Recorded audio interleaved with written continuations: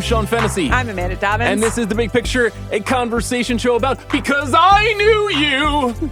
On today's episode, we're discussing two new releases, Wicked for Good, the epic conclusion of the musical adaptation directed by John M. Chu. It's here. It's one of the biggest movies of the year. Juliet Litman is here to discuss it with us, break it all down. We'll share our deepest to darkest feelings about the Wicked franchise. Then Amanda and I will discuss Train Dreams, which is a Sundance sensation that is now out on Netflix, an adaptation of a Dennis Johnson novella.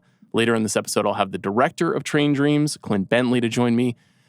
Arguably the nicest person in the history of guests on this show. Wonderful conversation with him. I hope people stick around for that and that conversation about that movie. But before we get into Wicked for Good, couple of trailers, couple of jam session coded trailers, I would say. Here we are. Certainly the first one. The first one is The Moment, which is the forthcoming feature acting debut of Charli XCX. It's a kind of mockumentary about her and her most recent tour and Brad Summer and everything that's transpired with her over the last couple of years.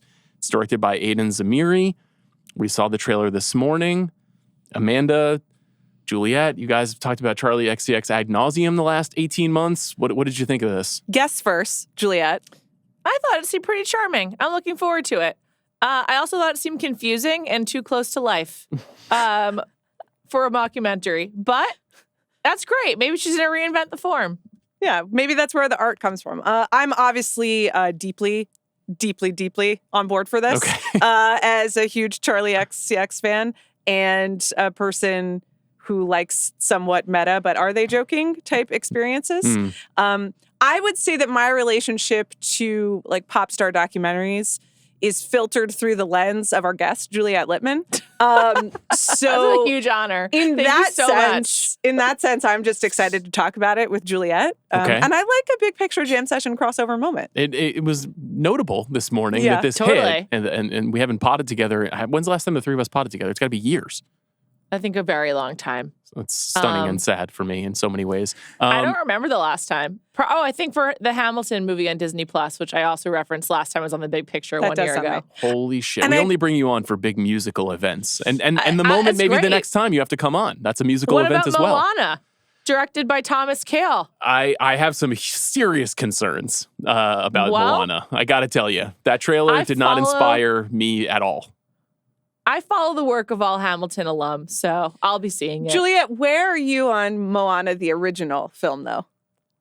I like to sing You're Welcome over and over, but I don't know any other words to Moana. Okay. Da, da, da, da, da, da, da, So- You're welcome. We're in the same place, except I didn't even know that. That was beautiful, though.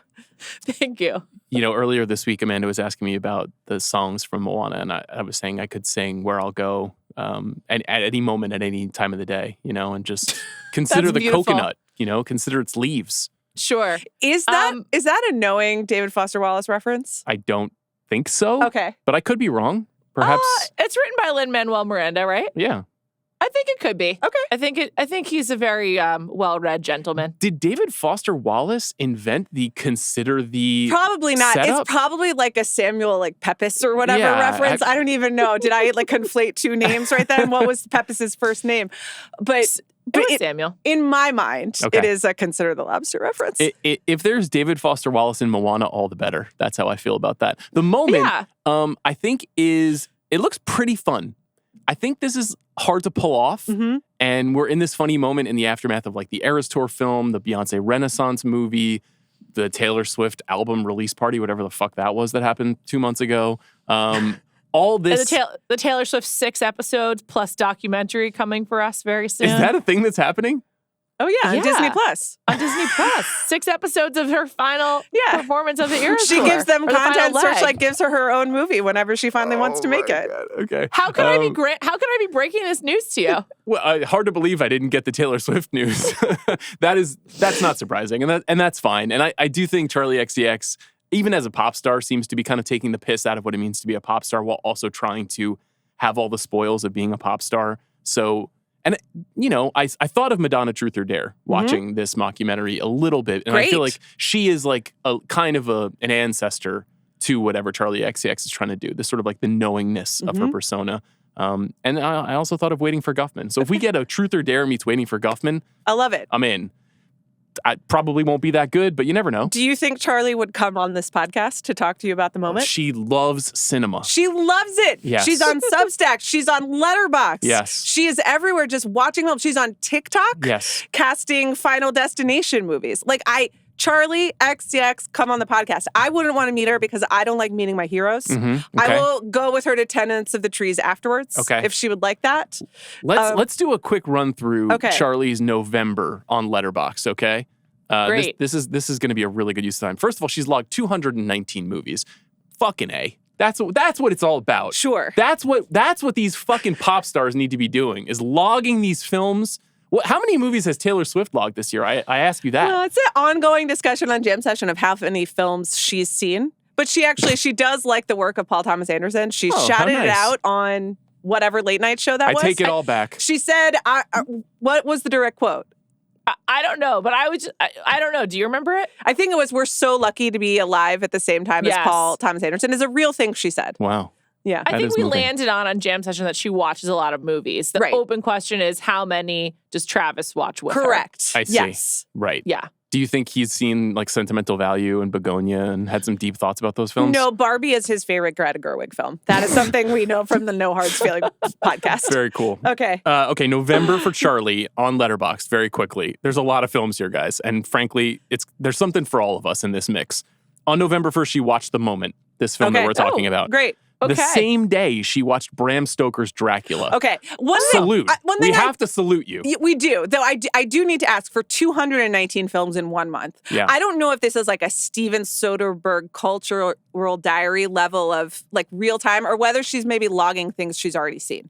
Because that is something Letterboxd asks you, like, hey, have you seen this? Do you want to? I don't think so. I think if you're applying the date, I don't think she's trying to just identify, because you can just click watched. You don't have to click the date that you watched it. You Okay. can just say that I believe. So like, for example, she and I were in the same screening room on October 28th. We saw Father, Mother, Sister, Brother, the Jarmusch film. So she logged it like moments either before or after me. So I think she's doing it in real time. Okay. Wait, This so is she's important. 219 total or in November? No, in the year of 2025. Oh, okay. I thought you said All in November. and So did I. was gonna be No, like, no, no, that's no. That makes sick. more sense. Imagine if I just listed 219 yeah. films at you guys. No, but I think it's north of 20 Welcome films to the here. big picture. That is one of my favorite hobbies. So Bram Stoker's Dracula. The next day, she watched the Naked Gun remake. Okay. The day after that, she watched Simon Killer. Do you know who the star of Simon Killer is? I don't. A little man named Brady Corbet. Oh, November 5th, 4 Weddings and a Funeral. that's my girl. Nice. November 7th, Woody Allen's Husbands and Wives. That's my girl. November 7th, The Devil All the Time. November 7th, Friendship, the 2025 comedy. Beautiful. November 8th, To Live and Die in LA. I See You, Charlie. November 8th, Caught Stealing. Tough one. No rating on that one, I'll notice. You got to keep up with what your friends are up to. November 9th, she watched Michael Mann's The Keep. That's beautiful. What? Have you guys seen that? You probably haven't seen that movie. And also, like, No. Charli is recently married and happily partnered, so I don't know why she's doing the Michael Mann deep dives, but I'm happy for her. Maybe for him. Isn't that possible? There's more to come, guys. November 11th, Begonia. Respect it. Love it. November 12th, another Woody Allen film, Love and Death. November 12th, After School. November 14th, La Ventura. November 14th, Mighty Aphrodite. That's 3 Woody Allen movies in 14 days. November 16th, The Long Goodbye. Robert Altman. Charli. Good Lord. And then November 19th, she watched John Huston's The Dead, which was recently announced to be a part of the Criterion Collection soon. You'd love to see it. You love to see it. It is very cool. It is very just started dating a boy in like college who really is into movies, but that's cool. I guess that is like, we have bottled that experience and turned it into an app, and it's called Letterboxd, and that's awesome. It's nice. It's nice that everyone can have their own little boyfriend in this app. It seems like they're both not on tour, probably. And so just like seeing a lot of movies together would be my guess. In her, What's their her honeymoon husband's deal? phase. What does he do? George, he's the drummer He's in of the the 1975. What? That's how the Charli Taylor thing happened. Oh. And that's because nice. Okay. Charli did some songs about Taylor but didn't name her because of the whole, what was that guy's name? Maddie Healy. Yeah. Does Taylor The know lead that singer. being on coke has created some of the greatest films of all time? Is she aware of that? Has anyone mentioned that to her? I think that it probably came up while they were writing this most recent album. Yeah.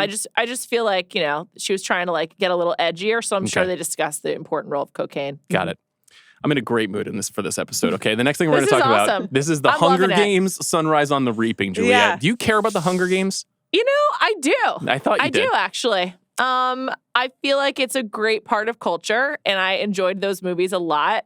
You know, I'm very invested in the Hemsworths all the time, so like I just continue to carry a torch for Liam Hemsworth as Gale. I was actually just thinking about that, Team Gale and Team PETA. Feels like a long time ago. And Hutcherson really back in the mix lately with I Love L.A. Mhm. Have you been watching I Love L.A.? I saw the first episode. Okay. And I was like, all right. Second episode I thought was very funny. First Okay. episode was okay. Okay, I'll dip back Some into really it. good Hutch in the second episode as the I sort of plan to stifled watch it. boyfriend. I look forward to it. I've been tied up with Secret Lives of Mormon Wives, so it's just been a little busy over here. I see. Okay. Haven't seen that show. This new Hunger Games movie, no Hutcherson in this movie, no Jennifer Lawrence. This is it's called Sunrise on the Reaping, which is just an epic slogan. Mhm. It's the sixth one. It's both a sequel to the Hunger Games: The Ballad of Songbirds and Snakes, which was the movie with Rachel Zegler that came out in 2023. Juliet, have you seen that one? No, I haven't. Okay. Was it good? No, I didn't really enjoy it. But like Rachel Zegler is sort of like fronting a Lumineers style band while also being part of one of the Hunger Games. That's right. So it just wasn't my preferred musical Mixed bag. experience. Wasn't my favorite either. And isn't she starring on the West End right now in London? Isn't she in? Evita? Yeah. I believe Rachel so. Zegler is starring as Evita? That's Yeah. actually inspired. You got to get on our internet. I know that I say this a lot. This is really rewarding also because most of the time on this show, it's you and your pals talking about video games. And I'm like, That's uh-huh. not true. And it's just, Juliet, thank you for coming and Of joining course. and welcoming Sean into I the world. invited Juliet. Well, What are you talking about? Actually, you'll find the text messages will show that I did. And That's correct. I communicated what was said on a spreadsheet at 11:30 p.m. Okay. to Juliet. It was and, my idea and to I invite made Juliet. the scheduling Okay, happen, all right. but that's fine. Let's keep it moving. This movie is directed by Francis Lawrence. He's directed the last 5 Hunger Games films. Gary Ross directed the first one. You know what else he directed? Chris Ryan's favorite movie, Seabiscuit. He stepped away from these films, and Lawrence has been making them. Lawrence also made The Long Walk this year, which was kind of an interesting movie. You didn't see that one. No, but I know how it ends because you told me. I I did. think live on a podcast. Billy Ray is the screenwriter of this movie. You guys Okay. familiar with the work of Billy Ray? Yes. He wrote Shattered Glass, and he wrote the Comey Rule adaptation. Right. Yeah. And- Your favorite pandemic watch for sure. That was pretty good, actually. I thought that was quite interesting. James Comey, is he in prison yet? What's going on with that? I really. Okay. I believe there's a countersuit related to the indictment against him. So. I knew you would know exactly where that story stands. Yeah. Thank you, Juliet. You are really on the right episode today, I must say. I'm delighted to be here. The cast of Sunrise on the Reaping is insane. So because it's a prequel to the original Hunger Games film, you have a lot of characters that we saw in the original Hunger Games films, including President Coriolanus Snow, who is played by Donald Sutherland in the other films. In this film, he's played by Ralph Fiennes. Mhm. Ralph Fiennes in the 6th Hunger Games movie? He likes to work. I know. He Money likes is to so show good. up and have a great time. I love to get money too. I get it, Rafe.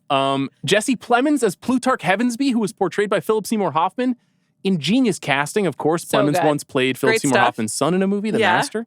Elle Fanning is in this movie, having an insane run right now with Predator Badlands and Sentimental Value. Kieran Culkin, Academy Award winner. I think this is his first role on screen Great for him. since that win. He's playing the host of the Hunger Games, Caesar Flickerman. Okay.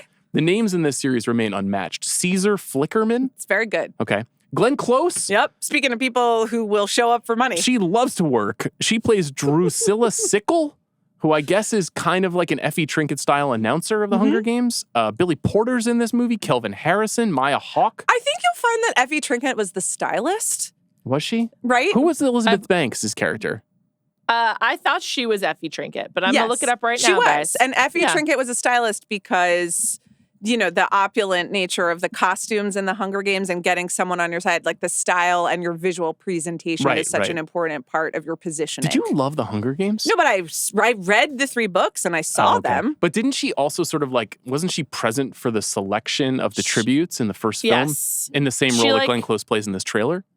I just she's like walks alongside Jennifer Lawrence's character, like Right. out to the Okay. the front. she's a or publicist whatever. stylist, but like I think Oh. she's introduced as a stylist because they understand that the visual like accoutrement are an important part of the messaging. It's very exciting. You know, because it's a comment on our society. What? I don't know if you've heard this, and like the The materialization. Hunger Games? I thought it was just a rollicking adventure series. There's 3 other young actors who are portraying the tributes. One I have never heard of, Joseph Zada, who I think is basically the star of this movie, who is meant to be Haymitch Abernathy, who is Woody Harrelson's character from the original Hunger Games. I will say, when I Googled Hunger Games trailer this morning. Me too, Amanda. Right. And then I clicked on the Lionsgate link, and it was Hunger Games, Sunrise, whatever title. And then the one name in the title, along with the title of this movie, was Joseph Zada.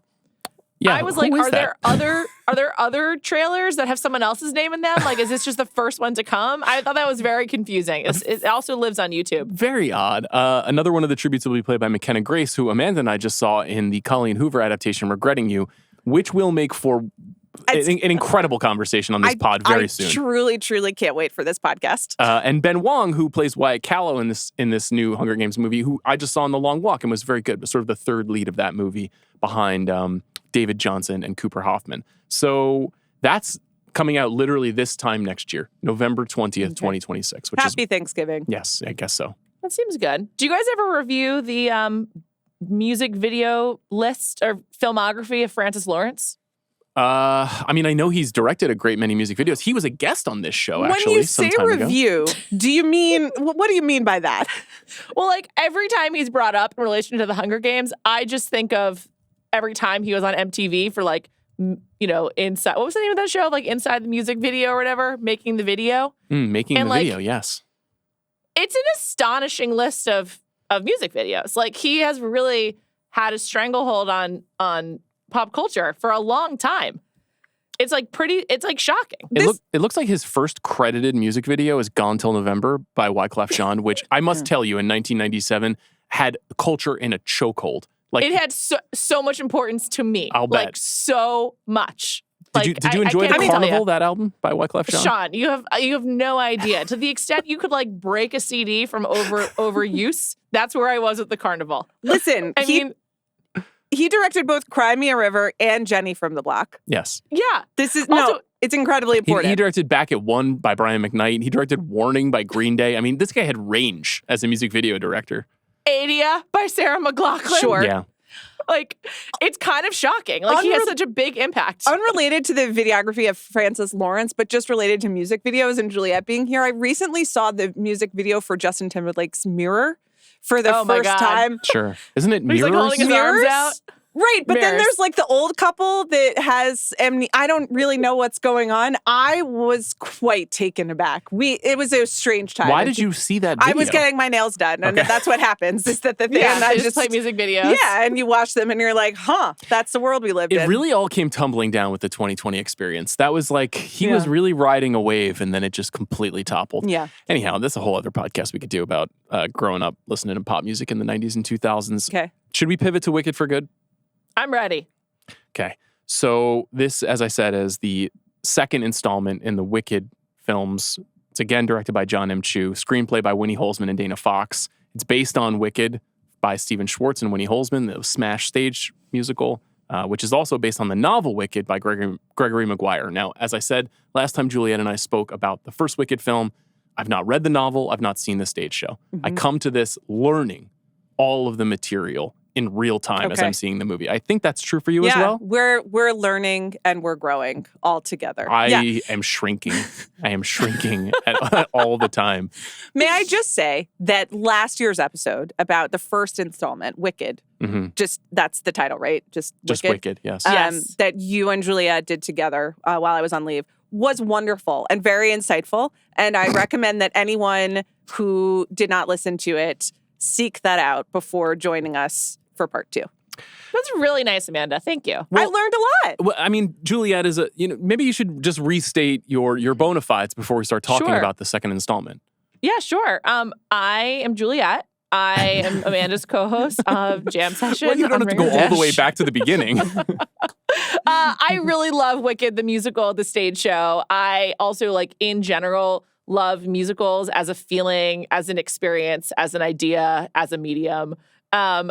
I think they're important and special, and love the opportunity to get in touch with my inner theater kid, and Wicked really draws that out. And it has for millions upon millions of people, so I'm not alone. And yeah, I'm definitely not like a Broadway expert, but I am a Broadway super fan, and also just like have the benefit of growing up in New York and having been able to see a lot of musicals, which I feel like just is an unfair advantage. So is there anything you want to state about yourself before we start discussing this film? I was on leave for Wicked Part 1. I did see it in theaters. Yeah. You were canvassing for the Republican Party during that time. And then I guess we spoke about Wicked, the original. You came on like a house on fire when you came season. back. Sure. Yeah. Yeah, well, you had some strong words for the film. I did too. I really did not like the first film. But like you, I am not a person who has seen the stage show. I think generationally for me and Juliet, it was definitely a thing for a lot of people. And you guys are 2 years younger than me. I'm 4 years younger than you. Right. That was also like my way of saying like for girls, without being like super gendered. But and I, and also I don't mean to exclude the many men who also feel a real connection to the show. But it was a thing. And like our jam session producer, Jade Whaley, is also a huge Wicked head because they did a version of it in her high school. Is that right, Juliet? I believe so. Right. Yeah. So it's a phenomenon. The show is big and it's so big. It's been around for so long. It's now been 21 years. It had like multiple national tours and it still sells out all the time in New York. And, I think it's been to like every major city in the world. There's been a production of Wicked. It's an international phenomenon. Right. But I was not a part of that phenomenon. I had Defying Gravity, which is the song from the first act, the climactic song that closes the first installment. Had like made its way to me. Like I know who Idina Menzel and Kristen Chenoweth are, but I was not a part of this and didn't really seek it out before Wicked the film or this adaptation, I should say. Okay, we've cleared the decks on all those things. Anything else you want to know, Julia? Yeah, I just wanted to add one other thing, which is that I think I have an unpopular opinion of I love the second act of Wicked. I like really enjoy a lot of the songs in it. And I think the kind of conventional idea is the first act is much better. But I actually really love Act 2. I think the music is great. We'll talk about the songs. Everyone loves For Good. It's like, it's like part of the American songbook now. I also really love another song, which I'll save a big reveal. And so I was like excited about this movie because I really like the music of Act 2. Okay. This new film essentially returns the entire cast from the previous film. That includes Cynthia Erivo and Ariana Grande, who were both Academy Award nominated for their performances, Jonathan Bailey, Jeff Goldblum, Marissa Bode, Ethan Slater, Michelle Yeoh. They're all back. The story, was literally cleaved in half at the end of the first film. I guess there was a sort of a cliffhanger, and this movie picks up years later. I'm not quite sure how many years later, and we can talk about that. But Elphaba is now known throughout Oz as the Wicked Witch of the West. She's continuing to fight for animal rights in her journeys through Oz, living in a tree. Glinda is now Glinda the Good. She is sort of like an avatar of the decency that Oz wants to present to this culture. The wizard is ruling alongside Madame Morrible. They are going to come to blows here because, Elphaba needs to seek her revenge for the way that she's been betrayed. And also there's going to be some significant convergence with the Wizard of Oz 1939 film and its characters in this movie. Juliet, I'll start with you. What did you think of Wicked for Good? I found it frustrating. I just didn't know why a lot of the decisions were made. And I think there was as someone who loves the musical, there was two things in particular that really bothered me, should I share them now? If you'd like. Go for it. One, I think there's two. One is in execution and one is sort of like in principle. I think one of the reasons people love For Good, the song, is because it really solidifies that the musical can be very heavily seen through this lens of friendship and like the idea of how much, the women in your life can make a difference. And that's like the real love story. And I think there was also a lot of conversation around the first movie around sort of like the homoeroticism of the first one and the connection between Elphaba and Glinda. And I thought that was like interesting and also like a good take, if you will. I really found it so frustrating that like a lot of the fighting between Elphaba and Glinda, and there's like literal fighting, like the fight scene and everything, it felt so much more like the impact of Fiyero was amplified and they were like fighting over a boy. Whereas I really don't think that is such a strong theme in the musical. And I was just like, what the fuck is this? Like, who cares about this guy made of straw now? I mean, I think that like the musical, Fiyero is more interested in Elphaba than Elphaba is in him. And like, while they do have a love story, it's not the main love story of the musical. So I found that like super disappointing. And then secondly, in execution, this is a musical and it felt like they made a conscious decision to make a superhero movie and rush through the musical numbers. And I thought that like, Thank Goodness and As Long As You're Mine, and For Good were all super rushed and there was no like showstopper musical number. And that is just a crime in a musical movie. So by frustrating, would you say you did not enjoy the movie or did you still have fun with it? No, I didn't. But I'm also like, was I in a bad mood? I'm doing a lot of self-reflection on this because I really did not enjoy it. And I was like, maybe I was in a bad mood, but also I really think they fucked it up. Like I really find it like sad. Can I respond to that? Just in the sense of I was baffled throughout this experience, much as I was during the first and much as I am when beholding the Wicked extravaganza experience. I think I had more fun in this one. I don't know why. I have some thoughts on what Juliet said, kind of started jogging my brain. A wild zag. I mean, I'm excited about it. I really did not have any fun in the first one. I was like very baffled by it. And then like, as I said, a goat started singing. And also to Juliet's points about the musical numbers, I thought that they were very poorly handled in the first. And the things like choreography and cinematography and how you communicate a musical on screen. I'm not as much of a stage musical person as Juliet, but we all know how much Hollywood and old Hollywood musicals mean to me. And I thought it was just like very jumbled, very confusing. I don't really love the songs, but I didn't think the songs were very well communicated. Like even Defying Gravity, which is this like triumphant number, they start the superhero stuff. They cut it through. And she's like flying around. And then it turns out like they spoiled the ending in the trailer. So it was confusing, and there's also a lot of like expository setup in part one that I like didn't really know what was going on. This was at least on like a basic level legible of this person is against these other people and who is going to team up with who.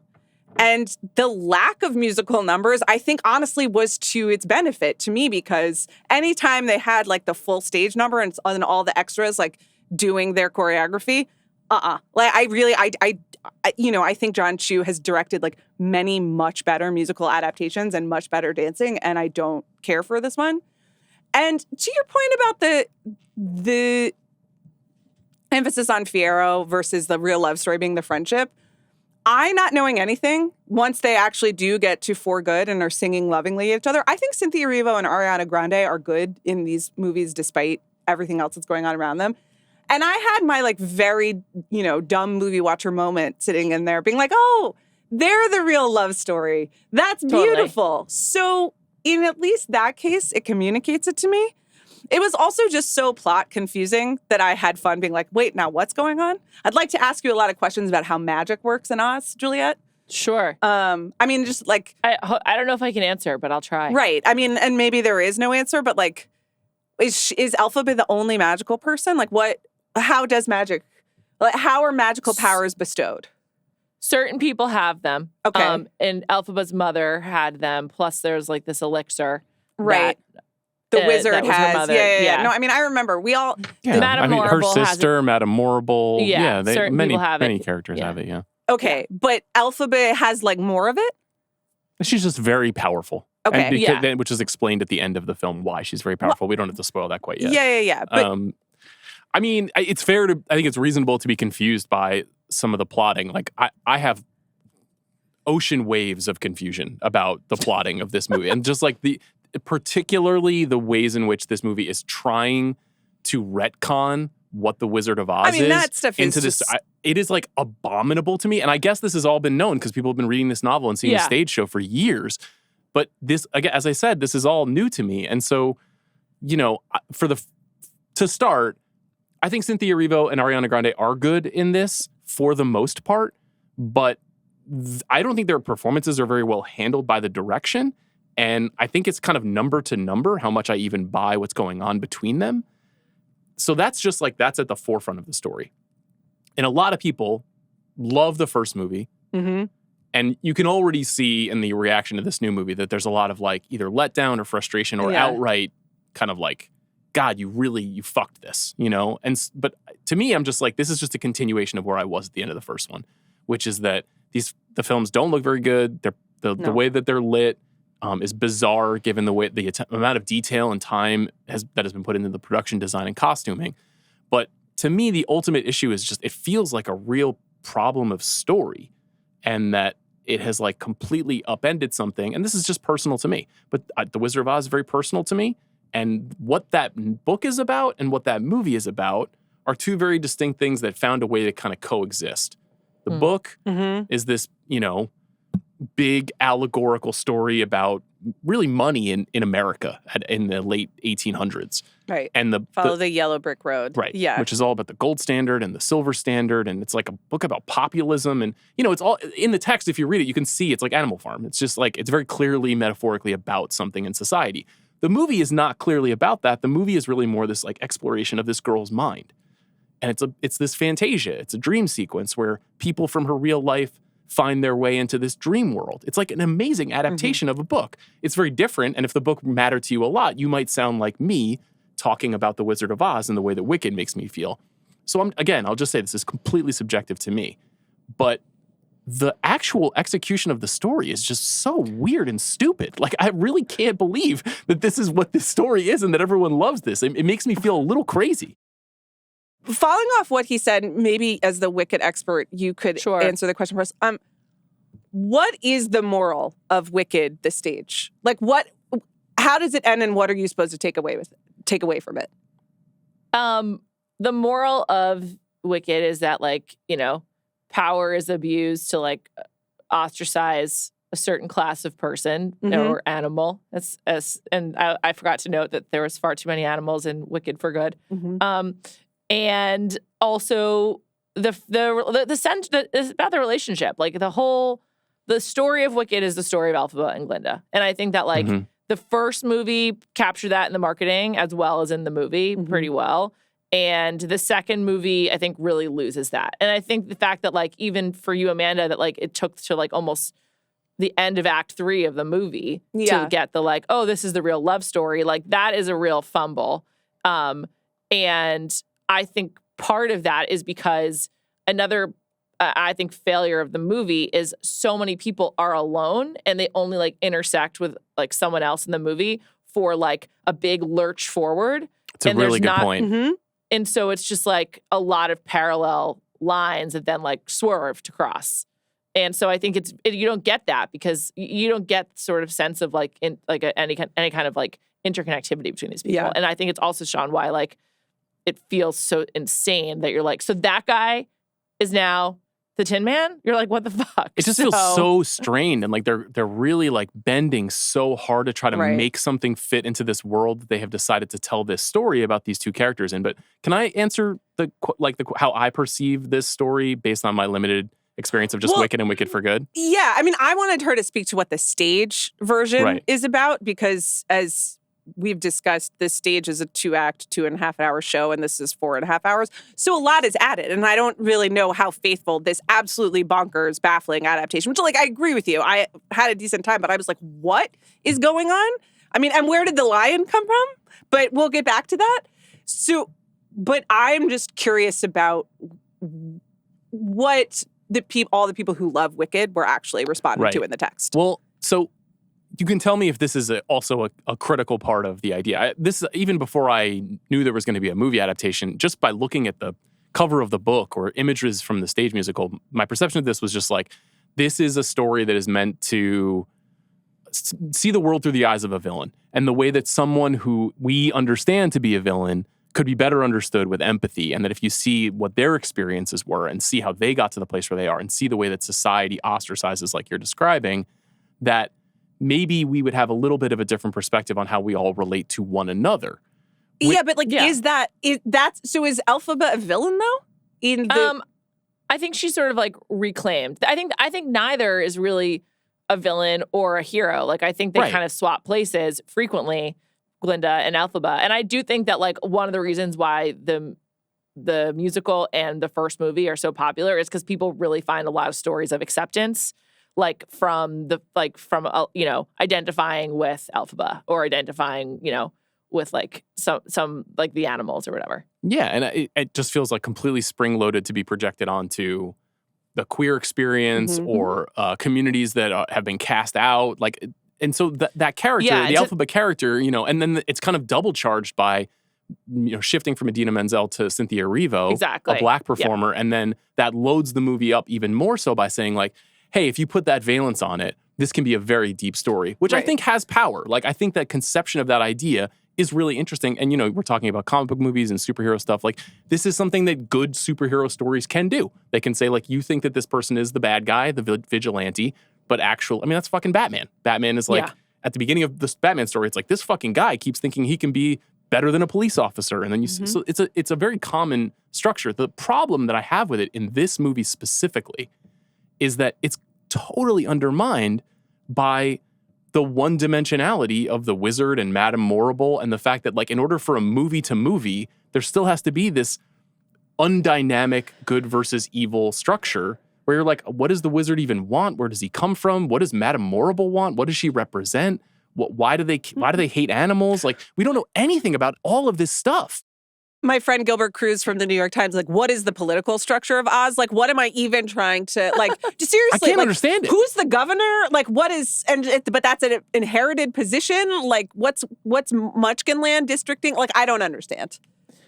I don't have a lot of answers on that. I was just going to say, like, I think that also, for me, that's why I was so annoyed that Fiero's role, like, when Glinda's crying over Fiero, or like, Fiero and Elphaba together, I was just like, this is such a distraction from like what this was like sort of supposed to be about, and moved away from it. But to answer your question about the political structure of Oz, I think that also in part of the stretching, and like I thought of this last year too, I always think of it as like silly putty. It's like when you print something on silly putty and then you stretch it out so it's all still there. Yeah. That's exactly what this movie feels like to me. And I kind of cannot understand how the same writer wrote the stage musical that wrote the movie. Because I'm like, why would you destroy your own work this way? Like, I do not get it. Because they added in the 2 new songs. And I think that like, for whatever reason. Which are the 2 new, yeah. Yes. Ariana Grande's solo and Cynthia Erivo's solo that is not No Good Deed. I forget the name of it. I'll look it up in a second. But they each get a song for themselves. It's in the first half of the movie. So they use it for like exposition. And No Place Like Home is one of the new songs. I wondered. Yeah, heinous. I mean, Listen, I was like, this feels like they wrote this for a tie-in. Yeah. And I think that those 2 songs get the most like pause. They get the most gravity, excuse the pun, in the movie. And I just think it's like a total waste. They contribute nothing and they're totally forgettable songs. But I think in adding in all of this extra stuff, you really lose the sense of the world and it feels so disconnected. Because like, I thought that the reveal of Oz in the first movie was kind of exciting. You're like, oh, this is like this, pretty like magical place and whatever. But then it just becomes like this like dark cave that it feels like they return to time and again. And you have like no idea what the geography is like either. Like, how long does it take to get from Munchkinland to Oz? Like, I thought it took Dorothy a while on the Yellow Are those the Brick only Road. 2 places in Oz? I believe there's others, but those are the 2 that we know of. Right. Is Shiz located in Munchkinland? I don't know. Is this a different... these things like don't matter unless there's failure in the storytelling, which makes you ask those questions. That's really the point that I'm making, is like, if you're going to build out this whole world and try to fit... Because nobody was watching The Wizard of Oz in 1939 and saying like, what is the governing body of the wizard? Like, the movie just sweeps you away. But and this movie doesn't sweep you away. This movie makes you go, like, what? Yeah. Why is that happening? And that's a huge problem with the storytelling. And I think you're right that it's probably mostly in the scripting. And it's a problem, yeah. And I just think that like they added in so much literalism too. It's just like, it doesn't need to be so literal. Like people will get it. I don't know. That's my whole thing with the Wizard of Oz components of it, because It's if you accept so that stupid. both versions of the story are very metaphorical, then trying to understand why there's this desire, I honestly couldn't make heads or tails of it. I was watching it, and I watched it with my 4-year-old daughter, and she was like, this is probably the best movie that has ever been made. You know, there's just a tremendous amount of Glinda in this movie. This is very much Glinda's movie. The pink dresses are wonderful. The bubble is crack. You know, there's things in the movie, of course, that are cool. Like there's really cool design in this movie.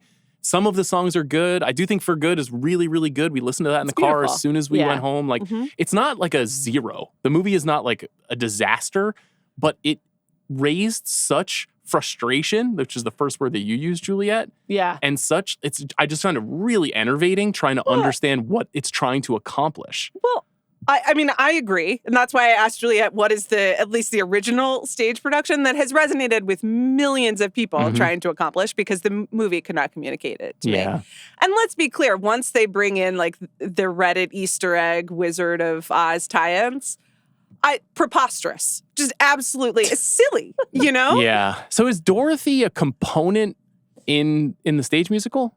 Yes, but not like someone like plays her, but you like only see like allusions to her. Like she's not like a walking body like she is in Wicked for Good.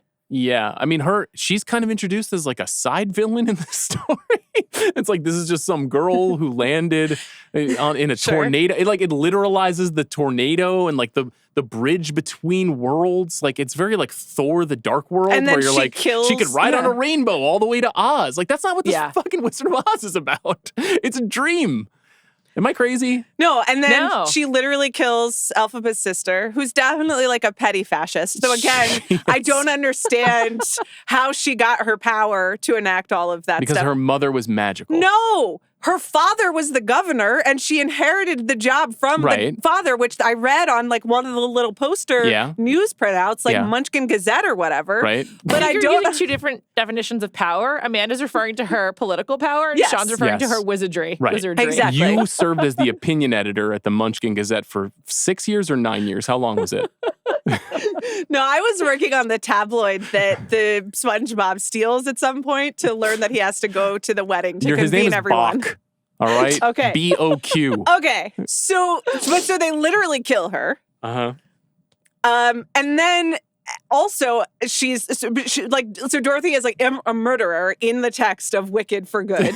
and then when they finally get to the song for Good, she is just a real girl trapped in a basement cellar, like in a cellar, suffocating for the extent of like 3 songs. And I kept being like, but Dorothy can't breathe, and you're gonna have to let her out if you want everything else to continue. So they really literalized it way too much for me. In terms of it being stretched, can you give me an example besides the 2 songs of something that's been added to this story? Like, is there a set piece or because going from 2.5 hours to 4.5 hours is insane. And I just want to pitch like a theory about this, that because the first act is so important and so big, and the first film is 2 hours and 40 minutes, I wonder if there's just a ton of padding in the back half so that the second movie turned out to be not 1 hour and 27 minutes, which would seem uneven relative to the previous kind of expansive, epic experience of the first film. Well, I even just felt like the last 10 minutes, I was like, they're taking a really long time to get her back in that bubble that we saw at the beginning of the first movie. I think the way that it stretches, like, they just add in, like, there was more around As Long As You're Mine, which is like the love song between Elphaba and Jonathan Bailey, Fierro. Which I think that they do this in both movies. They kind of interrupt the songs to have some movie action and then go back to the song. So I would say they sort of like add in scenes like here and there and then the 2 wholesale new songs. But so it's not necessarily like this is like a brand new thing, but it's like along the path, they add in extra scenes of like how they got there. And then the main thing I would say that is really, really turned up is the animals. Like there's not like all of these confrontations with the animals. Elphaba does like find Dr. Dillamond, the goat, again, and like realize that he's, can't speak or whatever. But there's just way, way, way more animal interactivity. Okay, so and there's not really like, as I recall, perhaps I'm wrong, but I don't really recall the equivalent of like a Noah's Ark kind of scene happening in the stage show. So the thing where the goat can't speak is text-based and not that Peter Dinklage was no longer available. That's correct. I That's definitely thought, text-based. I was like, oh, they didn't want to, there was like a scheduling or a money thing. And I know they filmed this all at once, but that's what I Yeah. assumed. No, it's canon, if you will. I'm genuinely astonished by your soft zag on Wicked for Good because there's so much animal stuff in it. I know you hated that in the first film. Well, they don't sing. And they don't sing. I have a question about that. Sure. Why do the animals forget how to speak when I they're don't know. in captivity? I think that they like do something to them, like give them like drugs or whatever. Okay. Do we see that at some point? to maim them? No, I don't think so. Okay. But it's So it's we similar. just have to assume that, like, because their like animalhood has been taken from them, that they can no longer speak. I think so. I mean, What so, is this world? Like, what? So the As animals, you know, I'm not pro animal, so that's very tricky sure. for me. It's same. Like we should be nice to them. You know, they shouldn't suffer. And obviously, course. they're like in a very amorphous metaphor here. You know, for like all things that You are not, dismissively saying animals should not suffer is it really you guys are bordering on evil. Like animals are obviously incredibly important to this ecosystem and to our Are ability to animatronic relate to animals living important? creatures. Okay. But so the animals, so there's the Noah's Ark scene, but that nice bear needs to talk to Elphaba, and that's like Yeah. a family connection. I'm also softer on bears because of Paddington right now. Okay. Sure, of That's course. big in our house. So I guess those other animals were wandering around, but like that didn't read to me as like the animals have taken control. There was no Right. goat singing. Also, you know, I had seen the original Wicked, so I knew that a goat singing was a possibility. Then there's the scene with the cages. But like that was pretty quick, you know? Yeah, but even that, like, I think stretches it out. And then I think a lot of the stuff between Elphaba and Fiyero is also sort of there stretched out animals? too. What'd you But say? there aren't animals in that. No, but I'm just saying in terms of like what's Sure. longer. But there are some like that like Noah's Ark scene. Maybe I just hated it. I was like, this feels long. And I think there's some other times where like just like Elphaba's alone. That was my takeaway. Is like Elphaba's alone a lot. In this She movie. definitely has like save the animals scribbled on various Yeah. posters in her tree room Yeah. just for her. Like, big time Krasinski whiteboard in A Quiet Place energy there, where it's like I'm pretty sure she'd remember to save the animals if that Right. was the guiding principle of her life for several years in which she was living in exile. This Yeah. movie is idiotic, guys. Like, what is going on?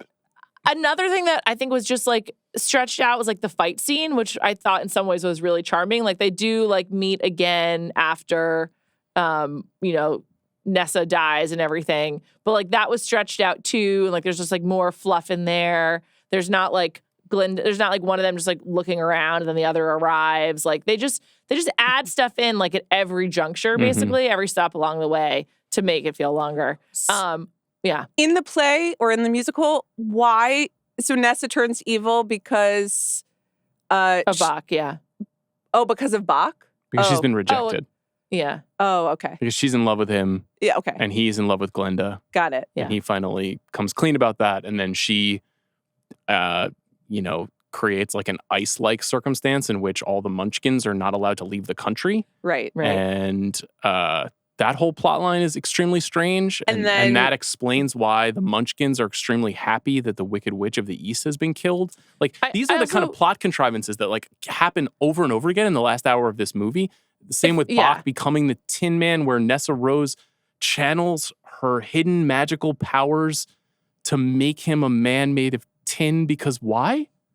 What happens is, and so this is also stretched, in the musical, I believe, I'm sorry if I get some of this wrong. I'm very afraid of the Wicked fandom, but I believe in the musical, Nessa is holding, like, won't let Bach leave, but has not created this ice-like conditions. It's more focused on Bach, and she's less dictatorial, though she is, grieving the loss of her father and very focused on Bach. But it is almost, that is the actual, like, this boy doesn't love me. That's not Glinda. It's Nessa Rose. And so what happens is Bach tries to leave, and then Nessa casts a spell to like change how his heart feels, and then to save the botched job by Nessa Rose, Elphaba accidentally turns it into the Tin Man. But like, why a man made out of tin? Like in the novel, Because he doesn't need a heart. That's need a what she heart. says. She's like, don't worry, he's not going to need a heart in this new one because the Tin Man wants the heart, you know? I mean, I didn't It's just so write strange. it. I know. It's just so straining. Like, I honestly, when Fiyero shows up the Scarecrow was when I was just like, get out of here. Well, Because that happens at the very end of the musical, if I recall correctly. Okay. Like, he's not really in it that much after As Long As You're Mine. And it's Mhm. sort of like a reveal. Part of the reveal of the end is that they get to be together. It's not just like, oh, she's alive, but like that's like more okay. clear. Also, there's no like Terrence Malick imagery of like walking across the horizon in the musical, in the stage musical. Yeah. I was like, oh, so we've moved into Dune 3. Like I was just like, this is not for me. Okay. But that is all like, you know, extended as well. And I think, you know, you guys talked about Ariana Grande and like how she's still so good in this. She is. She's really robbed of the best song. Like in the musical, it starts with Thank Goodness, which is like this really rueful song. Amanda and I previewed this on Jam Session. I was really looking forward to it. It's such a beautiful song about faking happy, basically. And like you think you're happy, but you're actually not. And, you know, she seemingly has everything that she wants. And in the musical, it's like, so it's not just about like, oh, you finally engaged to this guy, like, great. It's more about like, you have everyone's adoration and you're in charge, but she's like still not that happy. Mhm. And I feel like they took away all of the nuance. So the fact, like, Sean, you're right. The fact that like we're questioning all these plot points is because there's no like ambiguity to live in here. Nothing that's like fun to be like, well, maybe it's this or maybe it's that. Well, It just trying to feels so tie rigid. everything up that is part of what is magical about the film. But if you know the book, you know that there's rational explanations for why those characters exist. Like the Tin Man and the Scarecrow are metaphors for industrial workers and farmers. Like that's the idea. And so you can like port that idea over to the movie where you're like, they live on a farm. There's this time of like economic crisis in America in the 1930s. Like there's all of these things that make coherent sense. So you accept the magical quality of the story. This Right. movie is like, we're going to tie up all those loose threads. So you can be like, here's why he's a Tin Man. Like that's not important. That's not interesting. And the movie world goes to building great is lengths. flawed. But then furthermore, like I had this experience because after the movie's over, my daughter is like, wait, so why is Fiyero the Scarecrow? And so now she's going to go back and watch The Wizard of Oz and be like, that's Fiyero. I'm like, that's not fucking Fiyero. That's some the guy who Scarecrow. works on Dorothy's farm. All right? Come on. Why are we doing this? I'm sorry. I could not do this episode without just being like, you have mangled something that is very true and very deep, and you have ruined it. I'm Well, sorry. I think that's what, you know, I've said this before. I don't have an emotional connection to The Wizard of Oz, and I think Wicked is better enjoyed like separate from The Yeah. Wizard of Oz because Yeah. then you don't have to carry any of like the burden of like, well, this is actually how it goes in this true classic. So I actually would have been content to do that, I think, as much as I could have, if it didn't insist that it actually was The Yeah. Wizard of Oz, you know, and that Yeah. is really what the final hour of the movie is about. I mean, and like Dorothy's running around, and like the profile is just not Judy Garland's. I agree. And like they skated too close, but then they do a whole shadow thing, and you understand why. But I was like, nope, I can tell that the profile. I don't understand most of the illusions, but I was completely baffled by the ruby slipper stuff, and I'd like to talk about it. Right. So in this version of the story, the ruby slippers, who do they actually go to? Nessa Rose at first. Well, they're Nessa Roses. And they're white. They're not red. And I think they're That's correct. silver. You'll find. Silver. And they become red when she channels her magical powers or channels her rage or what? Elphaba gives them power, right? yes, yeah, Elphaba just like, I'm going to make you happy by helping you walk or like levitate. And feel the way you felt when Yeah. Bach liked you or something. But do we see Dorothy wearing them and they're silver at a certain point? So why she is sets that? off on the Yellow Brick Road and they're silver for the rest of the time. I don't know. What does that represent? I'm sure there's I think wicked they heads don't who have know. they don't have the power anymore. Is my guess. Like when they're not helping you feel a certain way or something. I don't know. It was very confusing. I don't have an Okay. explanation. What? I don't know. I'm sure there's an idea there that I'm not getting, but to I really make such didn't a dramatic get and it. iconic change is very odd. But and then there's like the close up of her walking away with the silver shoes and the little socks. Yeah. And I was like, that's on trend, but they're not red. Can we talk about the ending? Thank you, Juliet.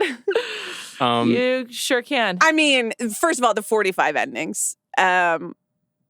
Truly, what on God's earth is happening at the end of this film? Well, okay, so at the I don't know if this is what number ending this is for you, but nearer to the end, we learn that Elphaba, when she's been melted by Dorothy when she throws water on her at the end of The Wizard of Oz, that she actually faked her own death, pulled a kind of now you see me situation where she went into a trap door. Where Dorothy was previously suffocating to death while they sang For Good.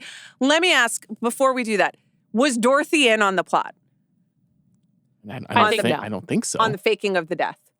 I don't think so. I don't think so. It doesn't seem that way. So then Elphaba... Just asking questions. No bad questions in a brainstorm, which is literally what the script of this movie is. But it's like, so Elphaba fakes her own death so that she can run off with the Scarecrow and have sex forever in solitude. But she can never return to Oz, and she can never be accepted, and she's willing to live in infamy for eternity as a true representation of evil in Munchkinland, while Glinda gets to exist as the beautiful, perfect white avatar of grace and decency inside of this world. But she lets the animals come out of their hovels. Right. But like, what is that message? What the hell is the movie trying to tell us? Well, I think Glinda's been changed for good, and she'll be leading with goodness. So Elphaba is her, and her values and morals will live on through Glinda. As you noted, the white savior, not green. But there's a moment where Glinda could say, no, she was my friend, and she actually wasn't that bad, but she chooses to say, I knew her.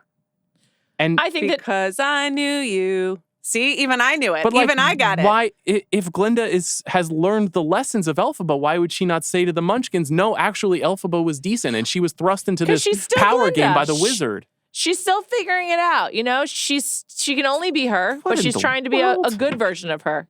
Glinda the good. I don't disagree. Does the musical end like this? Yes, it does. I had the same. The other credit I'll give to the film is that there was about 4 minutes there when I thought that the film, I don't know, I was living in a delusional dream state, much like this film, but I thought it was going to end with the first ending. And so I was like, what? Elphaba just dies? What the fuck is that? But it at least had me, in its grip of like, oh, wow, they're killing off Elphaba. I don't know if this lesson is any better, which is she's not dead. She's just like getting it on with the Scarecrow. I'd like to talk about I'd like to talk about all of them, but what is the line? It's not lying, it's looking at things through different eyes. Right. I find that condescending and upsetting. But that's the whole theme of the movie. Sure, yeah. But like that's not, it's what about use your own eyes to a different understanding, dumbasses? Whoa. Yeah. Yeah, all right. The real news. That's some Tucker Carlson shit right there. There's only one truth. I was like, that is a really mean thing to say to both people. I did also feel that turning Jonathan Bailey into the Scarecrow was upsetting for me personally because that man is adorable. Just not enough Jonathan Bailey in this movie. He's so disappointing. So wonderful. He didn't really pop for me in the first one. In the second one, I was like, oh, look at this guy. He's so great. Yeah. Every time he's on Ken's screen, I'm like, okay, this is nice. But Same. He's so charming. I can't say just that wasn't the most credible post-sex scene I've ever seen in a movie. I'm just going to put that out there. No. I wasn't like, wow, they definitely just banged. There was not a lot of heat between those two actors. Absolutely none. But I still was like, I was interested enough that I did think to myself, I guess I should watch this season of Bridgerton while watching. No, just go back and watch season 2. No, that's what I meant. His season of Bridgerton, because you talk about it so much and you're like, he's so great. Good. So I'm pro Jonathan Bailey, but so the double whammy of number one, they've like retconned the Scarecrow into this because I don't know, they care about farmers' rights or whatever. And then they don't. Also, that's the point. I know. But they're like, this guy can be saved by making him a scarecrow? But then they've also put like all of this patchwork on him and the crazy, scarecrow wig. Uh-huh. And like, shout out to hair and makeup who had quite a time and are doing great work. But I was like, no, I want to see Jonathan Bailey. But that is why I came to the what theater. About the whole part where he gets a brain from the wizard in The Wizard of Oz, and then does that actually happen in this world? And then does he have a brain with Elphaba, or is he just a brainless scarecrow he's like a fuck buddy forever with no like ability to make decisions? Real flaw, they don't literalize the Dorothy travel party in the musical stage version. Okay. And so you don't really have to ask this question. You're just sort of like, oh, they've been reunited. But they you don't literally really have to... show us this in the movie, though. Yeah, exactly. It's sort of... So he's not the Scarecrow. What'd you say? He's not the Scarecrow in the stage musical. He is, but they don't have you like these interstitials of Dorothy and the Scarecrow and the Lion and the Tin Man like walking down the Yellow Brick Road and then arriving in Oz. You don't really see this stuff happening. Like you're not part of their journey in Wicked, the stage musical. So it's like not a distraction. I just want to say, so maybe so listeners understand, like I do get that the stage musical can kind of exist as extra textual, like outside of the experience of the novel and the original film. And you can be like, this is its own standalone thing. It's like a reinterpretation of this mythology in this world. Yeah.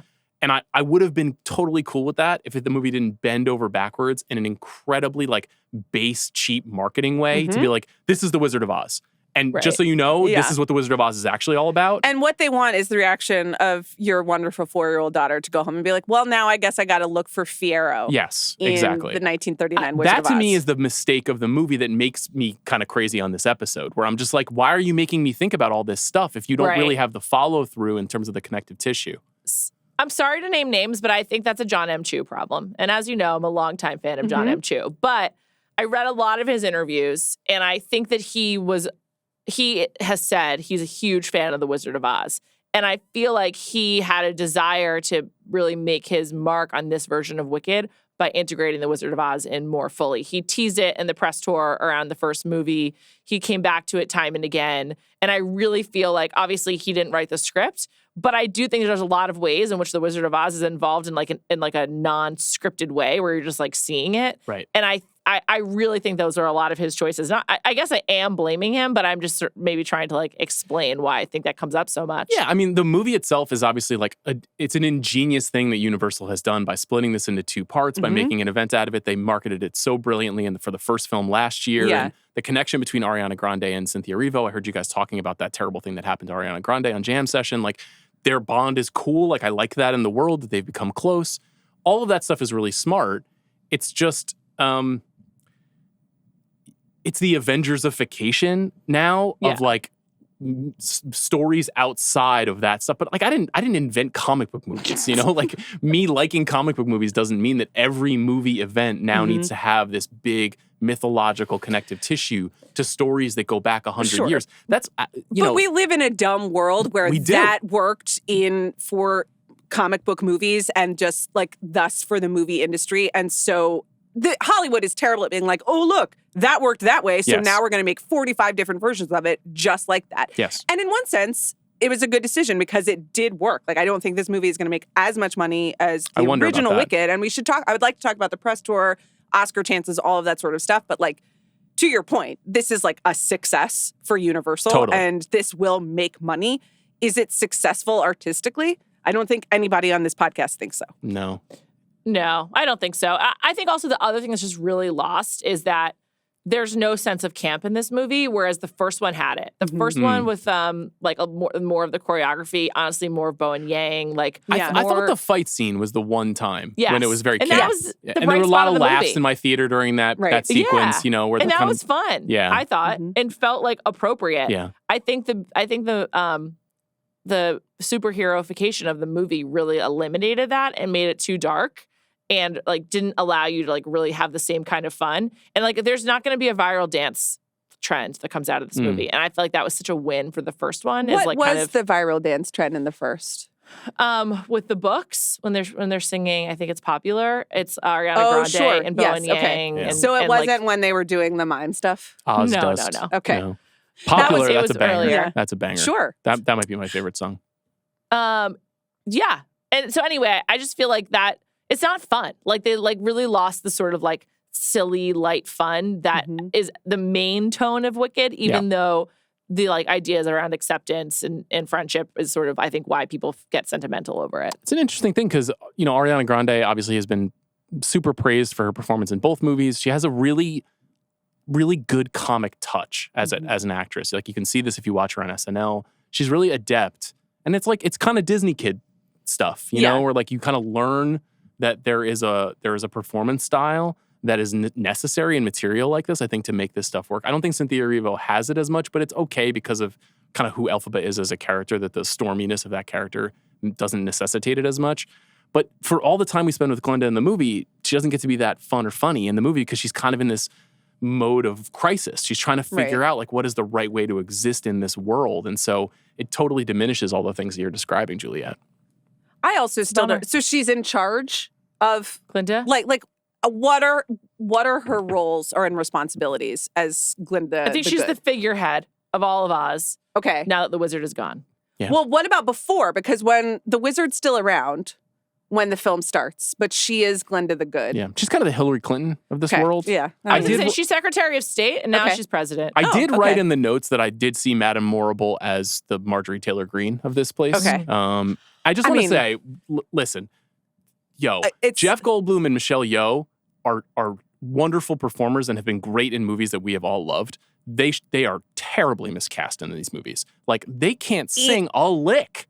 It is really, really, really tough sledding, especially with Michelle Yeoh, who looks amazing. And I was like, I have a lot of questions about this regimen, and also this regime.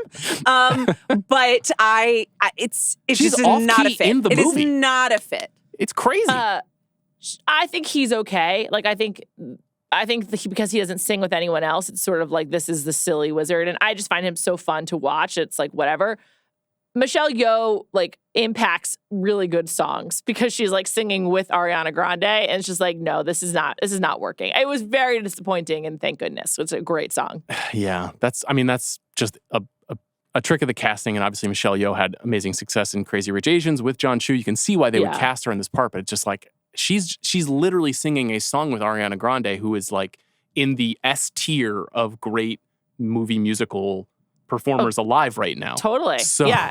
She sounds amazing in this movie too. Like, she finds a different register. Yeah. It's incredible. Yeah. I actually like Jeff Goldblum though. In defense of Jeff Goldblum over here. I think he has obviously the oddity of the wizard. Yeah, the kookiness. But his one singing moment, I was like, gosh, it just felt like amateur hour. Like I was like, this is a $180 million movie. You let these people sing in the movie? Just dub them. I was just also like, why are we spending time with him? Because I know what's going to happen to him. Like, there's no tension here whatsoever. So it just felt like filler. This episode is brought to you by State Farm. There's nothing better than having friends who support you and your passions. Think of all of the times on this show when you've had to sit here and listen to me talk about my love for physical media and all of my recent Blu-ray splurges. Yes.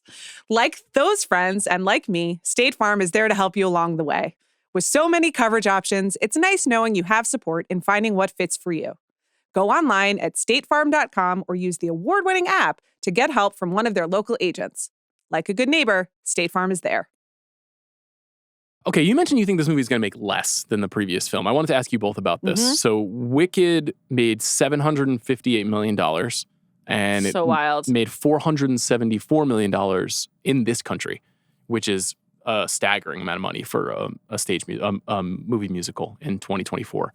So you think under $800 million? I do. It does not seem like the juice is there even within the Wicked fan community in the same way that it was. I went to a fan screening, an early fan screening last night, pretty much silent in my theater throughout. It was pretty silent in mine too. Like no laughs, no cheering, no nothing. And like people were in pink and green. Like I was there among the faithful. So it's a mess if you like the movie. It's like kind of heartbreaking. You're like, you fucked this up. You just drop the ball. Do you think that will be the general sentiment among superfans? I do. I've talked to two other people not on this podcast who've seen the movie, and they both were like, yeah, this ain't it. One of them was like, I can't sleep. I'm so mad at how bad this is. That's so interesting. So the pre-sales for the movie have been incredible. Like because people love the first film so much. You know, you and I were very much on the outside on that one, where most people really liked that first movie.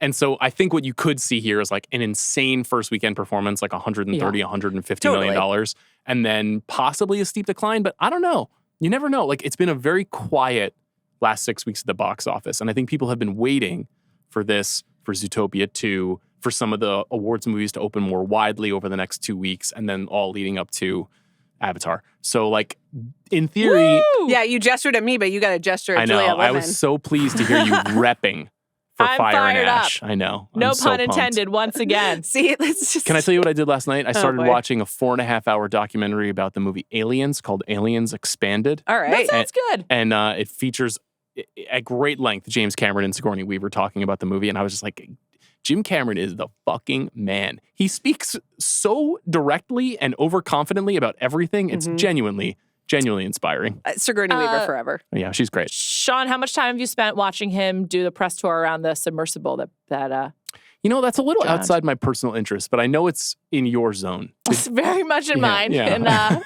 if you'd like to discuss it, I'm available later. Sounds good. No, but let's talk about this press tour a little bit. Yeah, because as Juliet and I talked a little bit about on Jam Session, it has been in a lower key. Mostly because of like the series of like unfortunate and scary incidents that have affected Ariana Grande, and as a result, Cynthia Erivo as well, because they are very bonded. But we haven't had the viral moments, the holding space, and just like the good fun juju that was around for the first one, and there just like hasn't been as much. So I do wonder whether I think there is enough awareness from the last one, and it's close enough together. Like you're right, people who went to see the first one will go see the second one. I think so, but it doesn't have the same like national curiosity aspect to it of like, well, what's going on there? Or this has taken it over in the way that the first did. Also, don't you think part of the box office the first time was people saw it many times? That obviously is always a factor when a movie is getting up over $300 million domestically. You've got to have repeat like a musical, viewings. like sing-alongs and stuff. Like I just don't see that happening at all. Right. Like, I mean, I really would not want to be in a sing-along theater for this because it's either people trying to hit those notes with Ariana Grande or nothing. Yeah, it's just, and I know they're doing some like back-to-back screenings, so you can basically experience the whole thing together. But like that's a huge time commitment in a different way. So yeah, I'm just trying to. I'm looking at historically what you get is the sequel usually makes more, sometimes significantly more than the original film. And like, let's just use the Lord of the Rings movies as a comp because I think that's a fair kind of like why not go to Avatar 1 and Avatar 2? Well, there was a huge gap between movies there, so I'm thinking that was a more joke, like Sean. Just love Avatar. Okay. The Way of Water did did The Way of Water make more money than it probably did just because of inflation. Yeah. But so the first Lord of the Rings movie made $900 million worldwide, the second made $920, and the third made $1.1 billion. Okay. So I think it'll be interesting. If it makes less, that's a big indictment on the movie. That's pretty uncommon for something like that to happen, but we'll see. I think with the marketing, the vibes are just so bad. Yeah. I was thinking about it. Amanda and I touched on this on Jam Session. The New York premiere, Cynthia Erivo was sick, allegedly. And so then Ariana Grande also declined to do interviews. The more that I thought about that after we talked on it, I was just like, that's super weird. She's like, out of solidarity. That's not the same as like the holding space moment. And I'm just like, there's got to be something going on behind the scenes there that's just like, this has really gone awry. I also would not be surprised if Ariana Grande was like, keep me away from everyone after what happened in Singapore. Plus, I mean, the gossip, the rumor is that she and Bach, Ethan Slater have broken up, which I think that has to be hard. Like, I mean, very high profile relationship. Has he been on the trail? It's been kind of funny. Yes, he has. And apparently they're always like far apart. I watched the Wicked Wonderful Night special, and like it's like a very big, like everyone's in an armchair. It's like the whole 10-person cast, and they're like far away from each other. So I think there's been no interaction. That said, there was no public interaction between them for the first movie either. But I think there's a lot more like reading between the lines right now. Okay. It's hard to say whether something like that affects it or not. There's been this big discussion about whether or not being available in for all these press opportunities is a good thing or a bad thing for movies. And, it's funny that, I know Matt Bellany wrote about this recently. Yeah. It's been discussed quite a bit. I think Chris and Andy talked about it on their show too. I just think it's like about the material. Like if people are interested in the movie, like no, people are not interested in Die My Love because it's a very difficult art house film. Yeah. I mean, a number of things went wrong with that, including that they used Katniss Everdeen and Robert Pattinson, and then people walk into a very small movie that opened in 2,000 theaters, which is also like insane. Yeah. But this is a different story where like, I don't know if people could have gotten enough of Ariana Grande and Cynthia Erivo around the first Wicked film. They loved seeing them together all the time. And I do think that it buoyed it. But it's totally. But they were promoting something that in Wicked that has its own fan base and its own. That's right. So it's like awareness of a lot of things. And it was like intertwined in the film. I think that that's where it works. I think that they help the IP, and the IP helps them. Yes. But to do it without any IP at this point. That's a lesson to all the movie marketeers. Is like, tough. Don't just like play Flip Cup with your 2 stars, like unless there's Flip Cup in the movie. You know what I mean? Like you need to make it about what the experience of the thing is going to be about. Let's briefly talk about the Academy Awards. I heard you say this actually on Jam Session, and we've been slotting Wicked for Good pretty comfortably into Best Picture for 2 months now, because the first film got 10 Academy Award nominations. It won 2 Oscars for costume design and best production design. And it was very hugely appreciated by the community of movie makers. I think all of the branches found something to like about the movie. And then now we're like, maybe it'll disappoint a little bit at the box office. It's clearly like lower on the critical reception. The super fans may not feel as strongly about it. Like, is there a world where this is not nominated for Best Picture? I have started wondering about it. Doesn't deserve it, that's for sure. Yeah, but that deserve don't count when it comes to the to Best Picture. I'm not sure yet. I'm not ready to write it off. But I do also that conversation on Jam Session came up in light of the marketing run and the bad vibes, which would affect an awards campaign. And I do think that they ran a great, they went straight from the press campaign for the movie into the press campaign for the Oscars, and Cynthia Erivo and Ariana Grande especially were just out and about working it. And I think understandably they might not want to do that again. Yeah, they will be nominated again though, both of them. I'm pretty sure both of them will be. Maybe Cynthia Erivo is a little in danger, but I don't think so. I think they both will. And because of that, they're going to have to hoof it, Like, that's a lot of work to spend 3 months trying to tell people that you deserve to get a gold statue. And Ariana Grande has signaled in every way possible without explicitly saying it that she's basically done with music and just wants to be an actress. So I feel like this is very much what she wants right now. So I wouldn't be surprised if, if she does get nominated to see her working for it. Right. I do feel like it's slightly different with Cynthia Erivo because she's has a different kind of esteem. I'm sure she wants an Oscar, not to denigrate that, but as a Tony winner, it's just a little bit different, I think. I don't how you know. approach it. I don't. It's impossible to know either of their motivations in terms of the award season. I do think that Ariana Grande has a significant chance to win. Yeah, and she is great. She is so good in this role. She's it's so fun to watch. Yeah, she's going to get a lot of the high marks, and because she's at the center of so much of the story. Yeah. So I think it's probably reasonable to again expect costume design and production design to be nominated. I think makeup and hairstyling will get nominations. Yeah. Maybe score, but I don't think so because score is super competitive this year. Sound and visual effects, maybe. I definitely don't think best editing is in play this year. It got best editing last year, which is just fucking heinous. Supporting actress, here's who we're talking about, okay? I don't know if you probably haven't seen all these movies, Juliet, but just hang with us on this. Almost impossible that I've seen any of them. So Tiana Taylor for One Battle After Another, Amy Madigan for Weapons, Ariana Grande for Wicked, Inga Ibsdottir Lilius from Sentimental Value, Elle Fanning from Sentimental Value, Glenn Close from Wake Up Dead Man, Odessa A'zion from Marty Supreme. We've not talked about her, speaking of I Love L.A. Wunmi Musako from Sinners, Gwyneth Paltrow from Marty Supreme. I don't see that happening. Or Regina Hall, but this is kind of the bottom of the list. It's very possible that there's a big one battle swoon and that Tiana Taylor is a part of that swoon and it becomes a night where that movie wins 7 awards. Yeah. It's also possible it goes the exact other way. And we haven't seen a lot of years where a film wins 5, 6, 7 Oscars. Now they tend to spread the wealth. This would be the way to recognize Wicked, would be to award Ariana Grande. I could see that happening. I can too. I would be tough for that to win over Tiana Taylor in One Battle After Another. For me personally, also, and just, politically. Yeah. And in everything that implies. Literally the white avatar princess of Oz reigning over just really, really not good. But she is very good in it. And I think I hope she gets a couple weeks off. It seems unlikely, but let her rest for a little bit and then get back in the game for Golden Globes and start the campaign, and it could happen. Have you seen Marty Supreme yet, Juliet? No, I'm looking forward to it though. Some I know I heard you say Uncut Gems was not your flavor, but there is a distinct New York energy in Marty Supreme. Yeah, but there was an Uncut Gems too. I'm surprised to hear myself say I'm looking forward to it. Some days I am, some days I'm not. Today I'm like, yeah, that sounds kind of good. The Gwyneth Paltrow of it's appealing to me. Yeah, she's good, but it's Odessa A'zion's time in that movie. Yeah.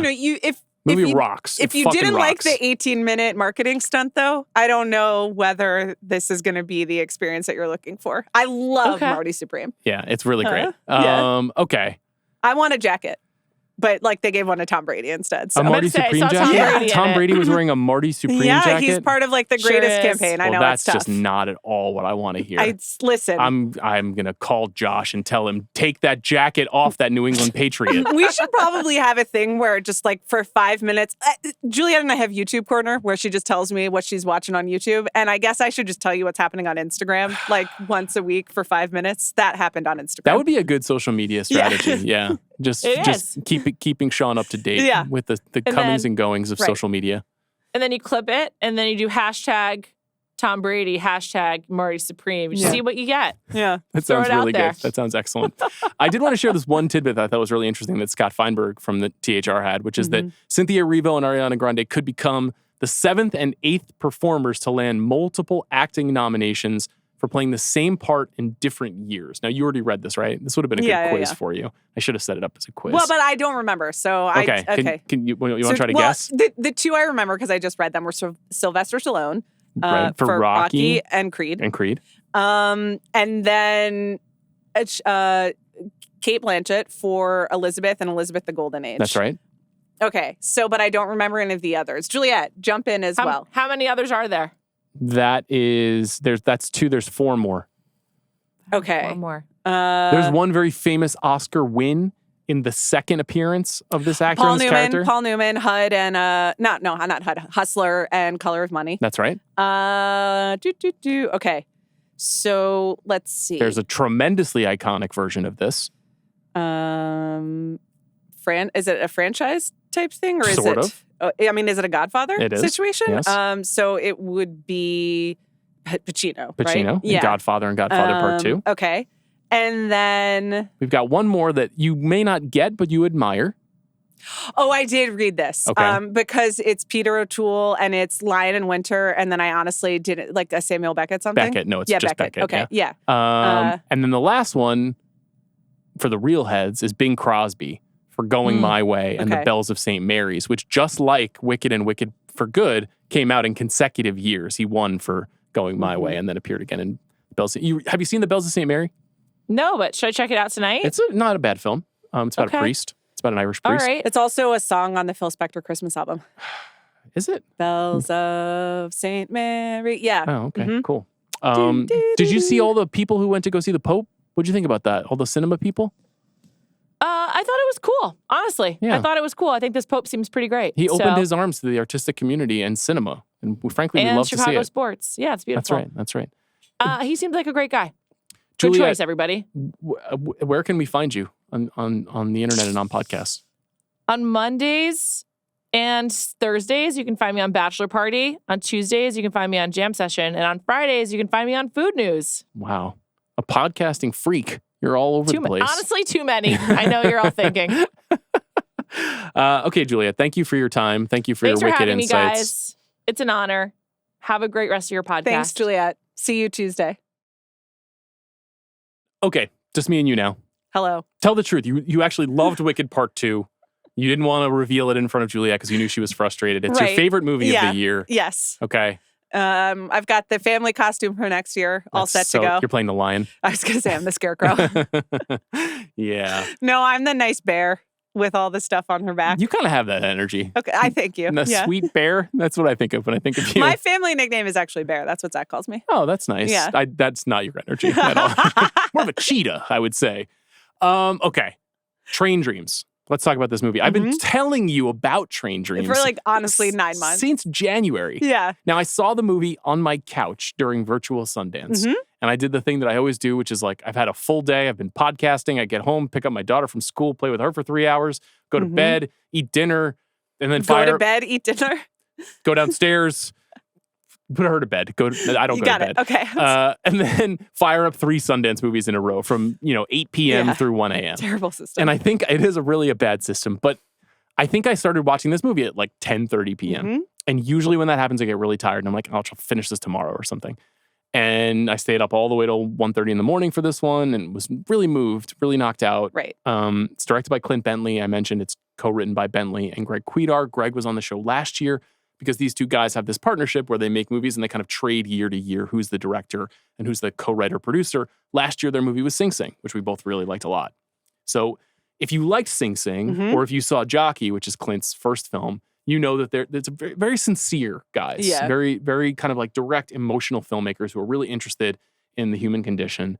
This new movie is based on this Dennis Johnson novella, which I had not read prior to seeing the movie, and then kind of read through a little bit after I saw the film the first time. It's about a logger named Robert Grenier who works to build the railroads across the United States. And so he's constantly moving away from his home, and he eventually starts a family and he moves away from his family. And we watch really this entire guy's life unfold over roughly 2 hours. Mhm. And the film is shot beautifully. It's very much a kind of a naturalistic look at the world in the early 1900s. What did you think of Train Dreams? And so you have been talking about this for 10 months, and you just keep saying it's like a beautiful movie about logging and the Pacific Northwest and like all this stuff. And you are not the film's best marketer. That's is what I would say. Or you were not marketing well to me. Okay. Because I rolled my eyes every time you talked about this. And then I saw this movie, and it is beautiful. It is and beautiful. wonderful. And I guess it is about a logger. And sure, logging happens. There's a lot of logging in the film. There is a lot and I'm not talking about Letterboxd. There is a lot of logging, but it is also it's a movie about a family, and I thought and a man dealing with his family, and it was absolutely upsetting and beautiful, and one of those things where you feel the emotions that you're supposed to feel like very early on in the film, and it does keep grabbing you. It really connects with the audience. Yeah, it's an interesting thing because the novella, just like the movie, is very episodic. And so it's kind of like beat to beat, job to job for Robert, or he meets his eventual wife, and played by Felicity Jones. Which was another thing. You didn't even tell me till I sat down, and I'm a pretty black licorice with Felicity Jones, and I was like, oh no, she was wonderful. Well, in I this. was afraid you were going to hate it. She was wonderful in this. I think she's good. I mean, I do like her and have always liked her, so I was happy to see her. Yeah. But I was a little worried that you were going to be like, I can't with this, because I think this is such a nice movie, and I didn't want you to hate it. Honestly, sometimes I don't care if you hate a movie, but this was one where I was like, I really hope she doesn't get on the pod and be like, fuck this. No, but I think the book is very strange, and the movie takes some liberties with the book that I honestly don't love. It definitely, the Robert Grenier character is not in the book this beautiful, innocent, almost like angel type figure moving through this period in existence. He's kind of more complicit in some of the more unfortunate stuff that happens in the book. And so I think it puts a different valence on the story. Okay. Where this is more like a kind of a very innocent man trying to move through a very uninnocent world.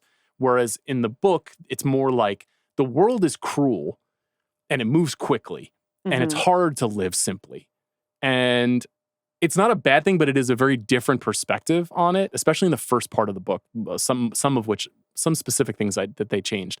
Nevertheless, Joel Edgerton is kind of my Felicity Jones. I never liked Joel Edgerton. Yeah. I've said on multiple pods, if you just take him out of other movies he's in and replace him with, count the list of names, your Jake Gyllenhaal, Andrew Garfield, Right. A bunch of other actors who I just like more. That's definitely how you save Baz Luhrmann's The Great Gatsby. It wouldn't save it, but it would improve it in my opinion. But I usually just can't really connect to him as an actor. I thought he was very, very good in this. And it's a challenging part because he doesn't say a lot, this character. You really have to kind of live through his pained experience. He has a lot of trauma in the movie. And I thought he was very, very good. And it's not as showy as a lot of the best actor candidates that we've been talking about in the last couple weeks, but he gives a great performance in this. I mean, it is, I guess, a movie about trauma, but it doesn't, I don't think it ever says the word trauma, which is great. I think in general, you can control F any script in the world. And if it actually has the word trauma stated, bad movie, change it, even use your little thesaurus. But once we're stating it as text, that's the sign of, over simplistic structure. And this is about loss. And so I didn't read the novella. And so I don't have that point of comparison, but I didn't mind the innocence or the almost obliviousness of an aw shucksiness the to him. character, because I thought it created a portal just into what happens when you lose something. Yes. And that is something that happens to all of us, but no matter how much evidence you have in life around you, you don't expect it and you don't know how to navigate it. Yeah. And so almost just a lost person going through, literally a lost person. To me, it was a novel recreation of it and very affecting. Like I was really fucking upset. It's very upsetting. Yeah. There's stretches of the movie that are just deeply sad. Yeah. And then there's a couple of things that are extraordinary about it too. One, it's this amazing collection of character actors and actresses. You've got William H. Macy, one of the probably the best performance he's given in years. Oh, it's so good. I didn't watch Shameless. I know he spent like 10 years making Shameless, but when we were teenagers, William H. Macy was the best character actor in America. Like he really was in that stretch in the 90s and 2000s, as good as we got. And he's really quite good in this film as a fellow logger. Nathaniel Arcand in this movie, John Deal, a character actor I've always loved, Paul Schneider, Clifton Collins, who was the star of Clint Bentley's last movie, Jockey. Like just really kind of A+ figures. My girl Carrie Condon swoops in for a minute. Trying to do an American accent. She's doing her best. It's not one of her skills. No. It's just not something she's great at. I got her back though. She's trying. When we first talked about the movie in January, I kept saying there's a shot in the movie that I never saw before. Yeah. Where the camera is strapped to a yeah. log. It was cool. And at the very beginning of the movie, you see the camera following the log. It's kind of similar to how the camera is strapped to car doors all throughout one battle. Right. Yeah. And just like every time somebody gets in a car, you can feel the door swinging closed. Those kind of perspective shots of inanimate objects, that there's not a lot of terrain of I've not seen that before. Yeah. I really love it. I've not seen you that were before. into that one. There's a couple of cool ones. And then without ruining the movie, the movie has a final 10 minutes where it really takes advantage of its digital photography and puts the character in a couple of positions that seem completely outside of the experience he's been having in this very natural, simple log cabin world that he's been living in. That just like swept me up, like you might feel the movie like drag a little bit kind of into the beginning of the third act. And then by the end I was like deeply moved, just like hit me like a ton of bricks. So I think this is a really good film. It's a real paradox with Netflix because it's a movie that on a big screen would just take you down the river, like it really would be super powerful. But you watched it at home. I did. On your Sundance and couch. It worked. And it can work and it should work and people should watch it on Netflix. But I can't imagine it was made specifically to be seen as a streaming movie. It's great that more people will see it that way, but it doesn't feel like the ideal execution. I don't think I know of a good movie that was made specifically for streaming. Maybe with the exception of Triple Frontier. That's the thing. There is a kind of movie that works well in that experience. That's literally the only one. Even all the streaming rom-coms, I'm like, what if you had made this, though, to like be good instead of on streaming? And then I just watched it on streaming. It's a really good point. I've been thinking about this a lot lately, especially after seeing Regretting You. I've got a lot of feelings. I just couldn't be more excited. Okay.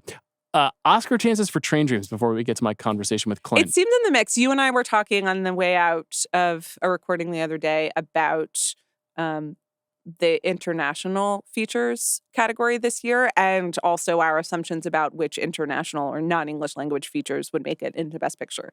We have been, based on previous years and based on me always yelling at you, like, it's an international academy counting big, reserving 2, maybe even 3 slots. I don't know if that's going to happen in the same way. And we're going to talk about, so that's the next episode, right? It is. We'll go back to Best Picture power rankings and sentimental value in the next episode. And Regretting You. So it's sentimental value. They're perfectly matched in so many ways. Like, I honestly can't believe how close they are, even though they could not have less in common. Yeah. We don't have to have that power ranking conversation yet, but I agree that there is a spot for a movie like Train Dreams because it is a movie that I've not met a person who's like, I didn't like that. Yeah. And that's really what you need. You need this movie to show up in like the number 3 or 4 spot on a lot of ballots to get bumped up and up. Because a couple of these movies are going to be divisive. I think Frankenstein's divisive. I think Wicked for Good's going to be divisive. I think Avatar's going to be divisive. These movies that feel on the bubble, when you get a movie like this, where everybody's like, damn, that was pretty good. Yeah. I think Jake Kelly is divisive. Like there are a bunch of these movies. As you said, we've got 3 that we feel pretty confident about. Though for the life of me, I can't remember what the third one is right now. So 2. I remember the third. Okay, because I forgot about Hamnet, but Hamnet, Yes. When is that coming out? It opens November 26th in limited, wide on December 12th. So we're going to wait on this show to do it until the film is made widely available, which I think is I think that's the right thing to do. Okay. That'll be an interesting conversation as well. Any other thoughts on Train Dreams before we go? I thought it was lovely. It's a nice movie. Let's go to my conversation now with a very nice guy, Clint Bentley.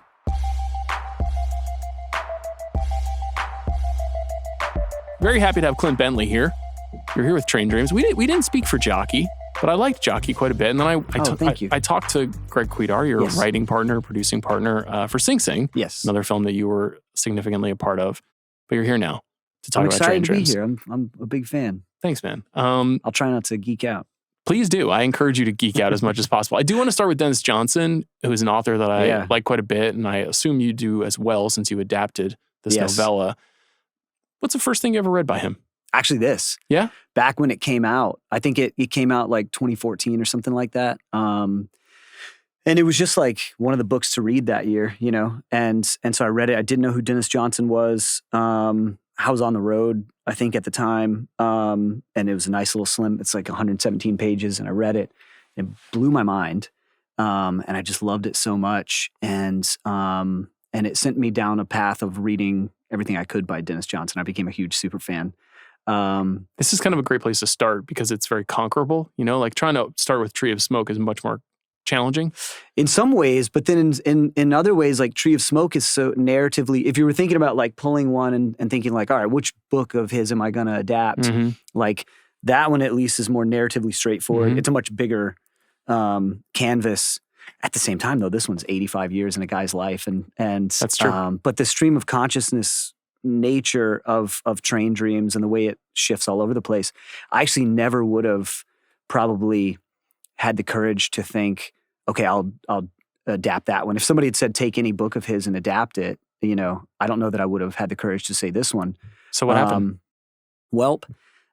Some producers had the rights to the book, and Marissa McMahon, Ashley Schlafer, and Will Janowitz, who are producers on the film, they saw Jockey at Sundance, and they'd been trying to make it for a while and trying to find a filmmaker for it. And lucky for me, they hadn't been able to crack it. And so they reached out and asked if I'd be interested in adapting it. And you said, I read this book and it's not adaptable.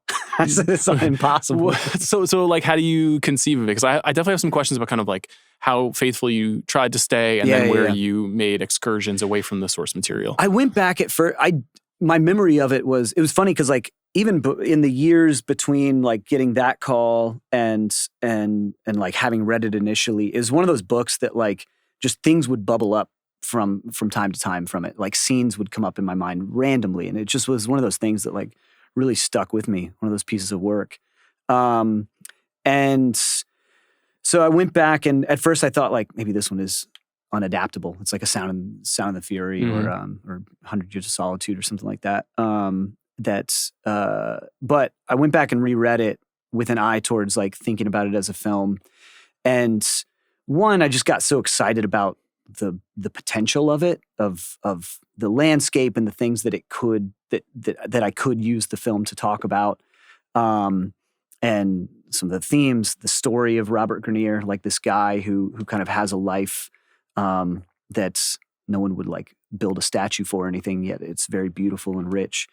And pretty quickly I felt like there was a shape for it, a narrative shape for it that could make it a bit more like digestible as a film, but not lose some of that woolliness that's so special about the novel or about the novella. And that came pretty quickly, and that stayed intact into the film.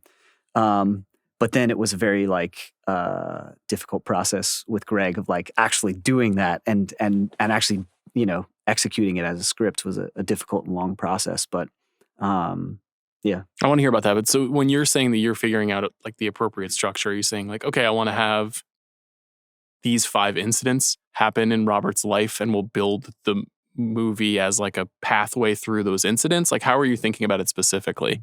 I think generally thinking about it, I had heard an interview a while back with Paul Schrader, and he was talking about, it unlocked something about screenwriting for me, where he was talking about that screenwriting comes from the oral tradition, not from the written tradition, you know, the form of screenwriting.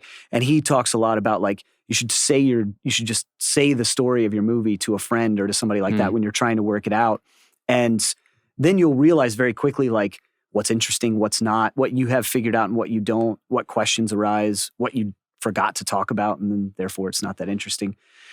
And so just coming up with the shape of the general structure of the film as to like, okay, it's going to start with the first half and not giving anything away. No spoilers for this, but like the first half of the movie is going to be this section of him trying to figure out how do you make it work with a family at home while also having to travel far away for work, and like the push and pull of that, and the specialness of being at home while also all the fun and the camaraderie of like being on a logging crew with a bunch of random weirdos.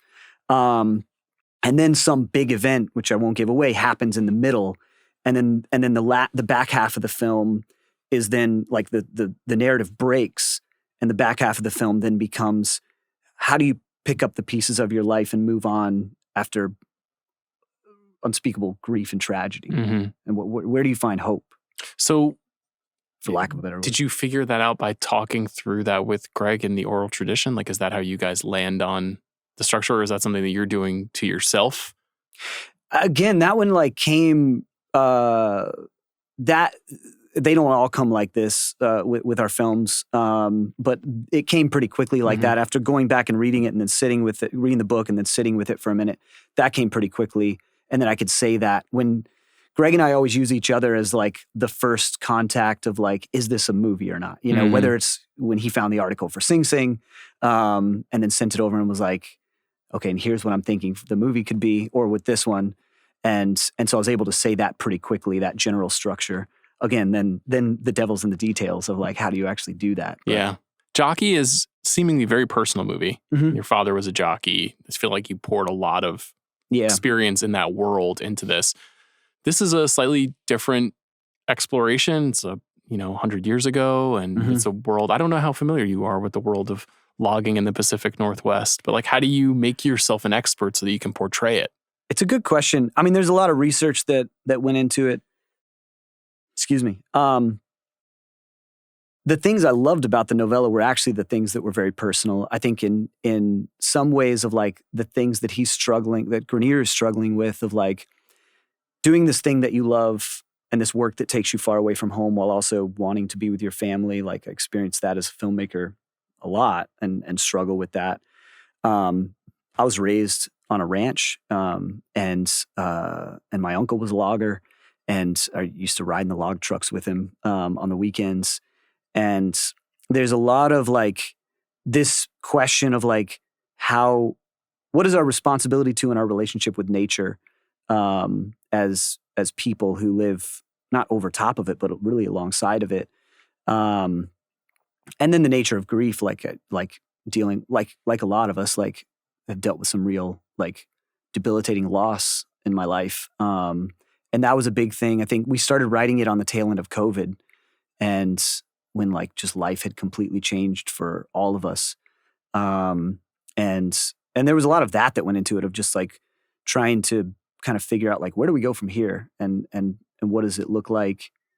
There was just so much about the book and reading the novella that felt not only that I could personally relate to in my own personal life, but that I felt like, even though it was telling this story of this guy who lived in the early part of the 20th century in the Pacific Northwest and was a logger, so much felt so pertinent to today, in terms of, this guy feeling like a relic of another time, even while he's still alive. Technology's passing him by. He doesn't know, how to kind of keep up with life. Life feels like it's moving faster and faster. Like all these things, it just felt like this really feels like maybe a really stunning way to talk about a lot of things we're going through today, through this lens of this character. Can you talk about actually portraying this person's vocation and how you recreate this work? The movie opens with this, really doesn't open, but one of the very first things you see is the camera fixed to a tree that is being cut down. Yeah. And the first time I saw the movie, I was like, I've not seen that shot before, that image before, in this exact way, which is like, I've seen a lot of movies. We've all seen a lot of images in our lives. And that, that just grabbed me. It took my breath away. Thank you. But it felt like there was a lot of intentionality in terms of showing how this work is done. I assume it's got to be challenging to recreate that environment, make it look authentic, but then not damage the environment that you're that you're in. So not doing the same thing that we're criticizing here. Yes, exactly. It was a similar and also like doing it safely and like having a bunch of people swinging axes and stuff like that. In a way that like the only other logging movie I could think of was Sometimes a Great Notion, right, which has like one of the most devastating death scenes. The drowning. The drowning, yeah, it's brutal. It's insane, but it's like that movie is, it's a mixed bag, but it is an amazing representation of this very dangerous world. It is, and it's also like made in the 70s, and so they could just like throw logs down a hill and shit like that. Yes, and you can't do that today, and you shouldn't do it. Yeah. Cannot, but should not. So what did you do? Took a lot of lessons from Jockey. Honestly, where we were going into a space also with in horse racing, where we didn't have the budget to like set up horse races in a way. And so we just found ways we just filmed that movie on a working racetrack and just had our scenes happening with the racing in the background. Right. And we're folding our actors into those moments. And so took a similar approach here to the trees. There are only a few trees that are cut down in the film. And all of those, we went into logging areas where they're already cutting down trees and just said, which ones are you cutting down next week on Tuesday when we want to film this scene? And they're like, that one, that one, that one. And we're like, okay, can we bolt a camera to a tree while you cut down that tree that you're already going to cut down? And so trying to be thoughtful of that, in terms of that perspective. Also, our production designer and her team, Alex Schaller, they were amazing. There are a few scenes where they're cutting into these big old trees and laying in a notch of one. And that is a like wooden and fiberglass tree that they made. They made a big like 12-foot tall stump that then we could have our actors sawing into, and then we extend the top with VFX. And that is seamless. I would have never guessed that. There's a ton of VFX. I mean, our production design team is amazing in terms of what they did and giving us big stumps that we could just place in different areas, that look very real. And then our VFX supervisor, Ilya Mokhtarizawa, is amazing. And there's a lot of VFX. I'm proud to say, like, there's a lot of VFX in the movie, and you wouldn't know it by watching it. Yeah, that's really impressive. Yeah, which is hard VFX to do. I did want to ask you about shooting on digital, which, like, you would think, I don't know what your feelings are about film versus digital, if you could have shot on film, but it had this surprising effect on me that watching it for a second time, because digital kind of draws out a lot of detail. Mm-hmm. And this is a film about like a different time, like a lack of, like the changing modernity, right? That this character is walking through. And you would think that it would be like a contrast to some of the ideas and this, portrayal of natural beauty that the film is after. And yet, like, I find it to be really effective in this particular case. And I'm curious just to hear your thoughts about shooting in that way, the challenges of it, what are the upsides of it? I think we wouldn't have, we explored shooting on film, and that was something that I, like, Adolfo and I, my cinematographer Adolfo Veloso, we had talked about doing. The reality is, like, we couldn't have done the film on film the way that we did it, and part of that was we shot the film in 29 days, and so we're moving very quickly. We're using available light wherever we can. All of the fire scenes that are lit by fires are lit by fires, and are lit by candles and lanterns.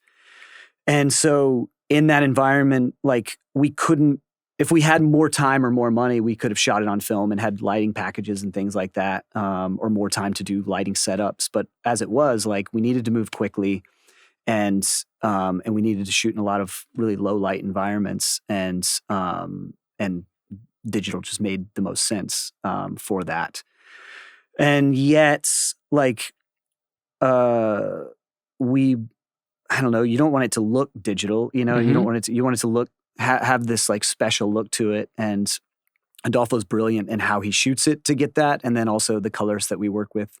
Sergio Pasquilano is amazing at, like, coming up with a look that feels softer than the hard edges of digital.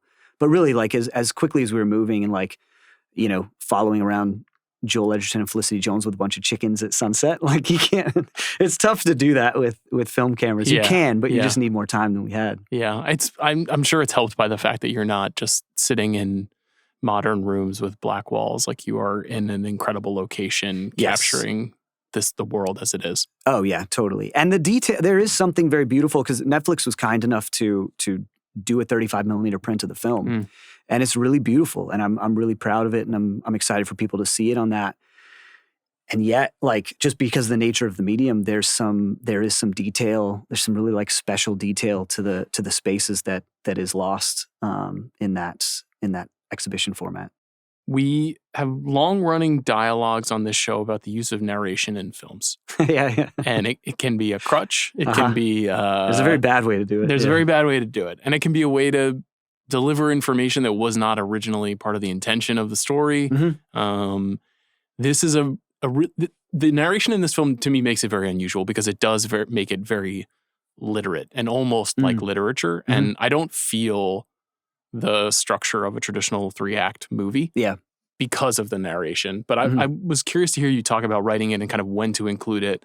The decision to use Will Patton, which is so inspired, and he's amazing. He's incredible. Keeps you like very emotionally tied to the work. Yeah. But can you just talk about why you included it in the way that you did? Yeah, it was a few things that came from just the story itself. One was you've got this character in Robert Grenier, who Joel Edgerton plays, who is a man of few words. And I wanted to portray this character as he is in the book, but also like thinking about like my dad, my grandfathers, and men like that who had very deep feelings and deep thoughts, but didn't always have the vocabulary to say it, you know? And so that was one aspect of just having this character who you want to portray to an audience that there's a very deep undercurrent running through there, and he's trying to figure out the world around him, and yet doesn't have the words to say, hey, I'm dealing with trauma and loss, and I don't know, you know, like, yes. It breaks the character as soon as he starts doing that. And so that was one aspect. The other aspect was thinking about what was special about the novella and trying to bring that across. And part of the thing was just Dennis Johnson's voice, and he's got these like clever turns of phrase and this subtle kind of irony that he puts in at times that just makes the story come alive, even though it's so spare in terms of the fiction. It's so deep, and that's part of it is because of his voice, and just trying to pull that across in there. And then like, you know, you don't want to do narration badly and be like, and he was sad that day. Right, right. And I thought about like the narrators from like Jules and Jim and Itu Mama Tambien, who are just like characters in their own right, and wanted this character to feel like if you like we're in some bar in a logging town late at night and some guy sits down next to you and is like, let me tell you about Robert Grenier after he's had a few beers, wanting it to feel like that, you know, and that he can take asides, he can take these like tangents and talk about a comet for some reason. You're like, wait, what does that have to do with what we're talking about? I love that. Yeah, oh yeah, let's get back on track. That's great. I mean, he really does feel like he is someone you know but just met and has a lot of things to share, which is a nice way to feel about the narrative. Instead of it being, if it was in Joel's voice and it was first person, you'd be like, cheesy all of a sudden. Exactly. Yeah. If he's like, I was, you know, 3 years old when this happened, and then it's all of a sudden we've felt it before. And I think that like taking that approach to every part of it, the structure, the way you set up shots, the way that like, I don't know, any scene between two characters go, and just trying not to do the thing that's expected with it. You know, I think that like applies to the whole process. So I have a confession. I have always been a little bit immune to Joel Edgerton as a performer. How? Many people say that. It's I'm on like the outside on that one. This is probably the first movie that I have felt emotionally connected to him. Oh wow! So I'm curious. I'm not curious about why I feel that way, but I'm curious why you chose him to be Robert in this film. I felt respectfully the opposite of that, and I found him to be like with Loving especially, but with several of his roles, just found him so like fascinating as an actor, and again felt like there was so much depth there that maybe like we hadn't seen all of it, and then just like this he's a very rare actor who feels like he could be from any time period, and I always love that when it like you could put Joel in the 30s. You could put Joel in the 60s and the 70s. You can put him today, and he fits right in wherever Like That's true. whatever era of film, you know, he could be right there alongside Jimmy Cagney, and you'd be like, yeah, that fits. And there's something just very kind of timeless and beautiful about him. And having somebody who can like, you believe him as a logger chopping down trees, but then you also believe him as like a sweet family man, you know, hanging out with the kid and holding the baby, trying to burp the baby. Like that's a very rare gift. And then again, like not, you know, I could spend the rest of the thing talking about how great Joel is, but like also having somebody who can do a lot with a little, you know, and doesn't need to be busy as an actor and doesn't need to like say a lot, but can get so much across with his eyes and with a look. That's a very rare gift. Okay. / talent. You've convinced me. I wanted to ask you about the phrase Malikian, because you have this like great compliment and great burden of being compared to Terrence Malick because of this movie. Because I think in part because of what the movie is looking to explore, right. some of the visual representation. You live in Texas, home of Terrence Malick. That's right. How do you feel about that? How do you feel about that comparison? I mean, he's one of the greatest filmmakers to have ever, you know, lived. It's very like, it's hard not to, I think, be a filmmaker trying to do something poetic, especially with nature.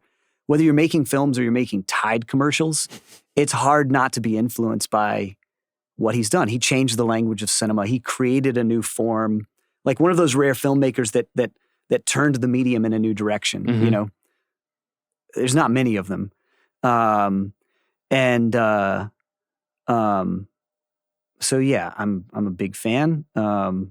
Trying to do my own thing, but I don't know if I'm mentioned in the same sentence as him. I'm very honored. It's a good answer. I really like the choice of actors in small parts in this movie. I feel like you have like an incredible eye for one scene heroes. You know, Clifton, obviously you worked with in the past, but seeing, you know, Paul Schneider and John Deal. I love John Deal. Yeah. Obviously William H. Macy is getting a lot of love for his work in this movie. There's many others. How do you cast? I talked with Greg, I think, a bit about this too, because Sing Sing, it's such an extraordinary act of casting. But how do you think about casting? I mean, I was lucky to like make some mistakes on short films casting, where you get too caught up in like a look of a character that you have in your head or an age of a character or something like that. And then you cast incorrectly. But like, I think just thinking about like, what is the spirit of this character and who can pull that across? And then looking for that, and letting go of like how the character was written on the surface, you know?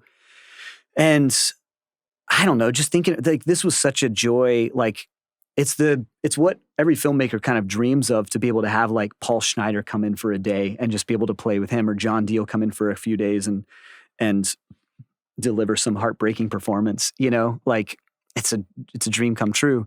But then also all the people who have, you know, some of them have never acted and turn beautiful things, beautiful performances in the film. And it's just trying to treat everybody, trying to think about what you need to get across with the character, and then finding the right person that you want to watch in an audition tape, or you want to sit across from, if you meet them in an audition room or in a coffee shop, that you want to just like hear whatever they're going to say next, whatever it is.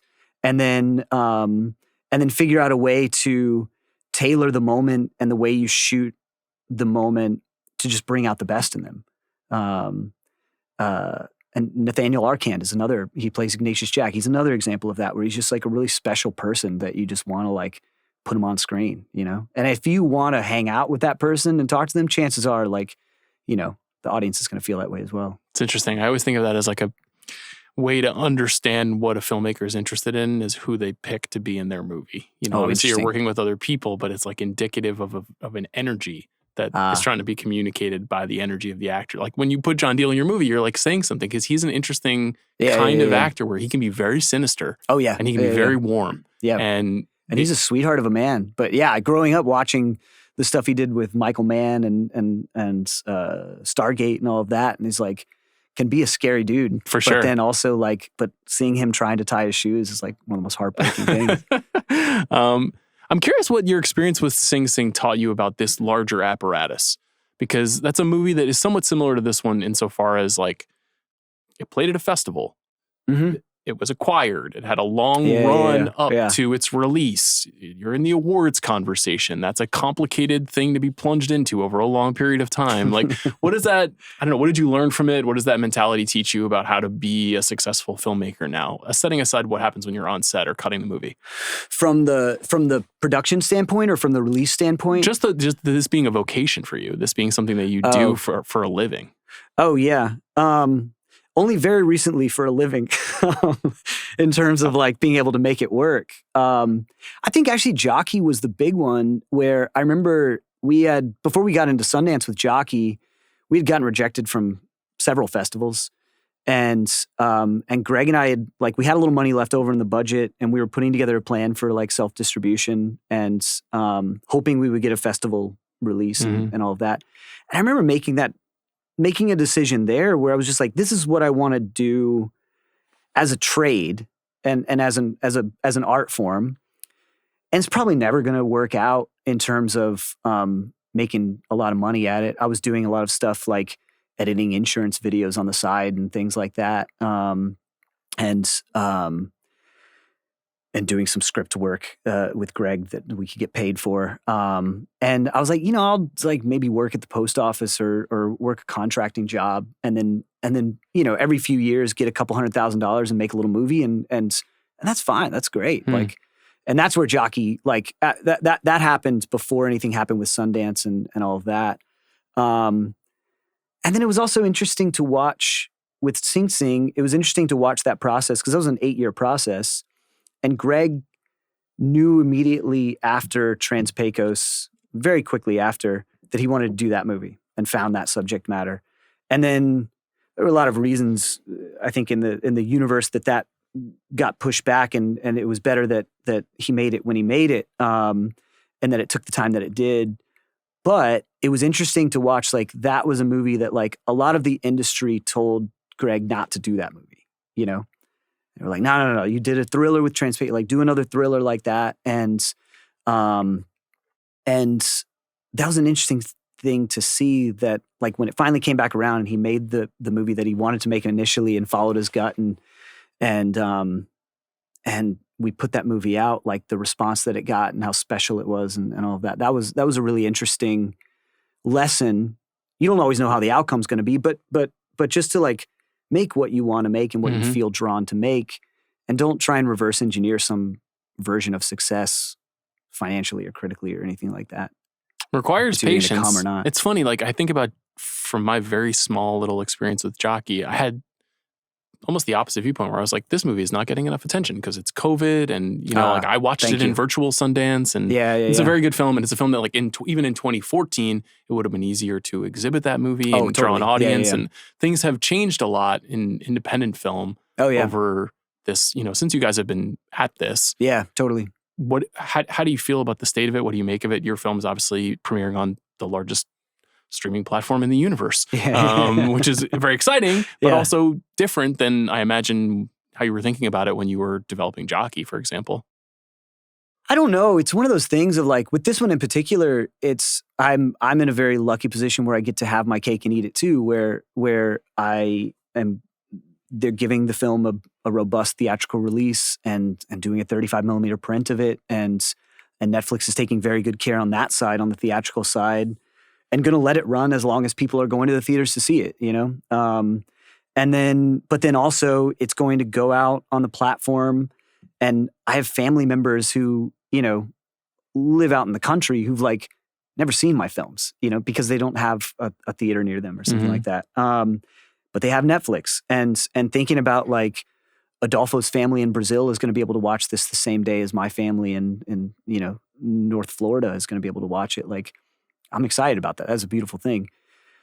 The landscape overall, especially as an independent filmmaker, it's like one of those things where it's a weird time. And I think like there's it's a very strange time to think about bringing films out, and it's odd because like there's more ways to get your film out than ever to people, and there's no lack of desire. There's no lack of audience out there. There's no lack of desire of people to watch them, and yet there's fewer and fewer like distributors, and I think the whole industry is just trying to figure out what's what, what's up from down in terms of how to put a movie out.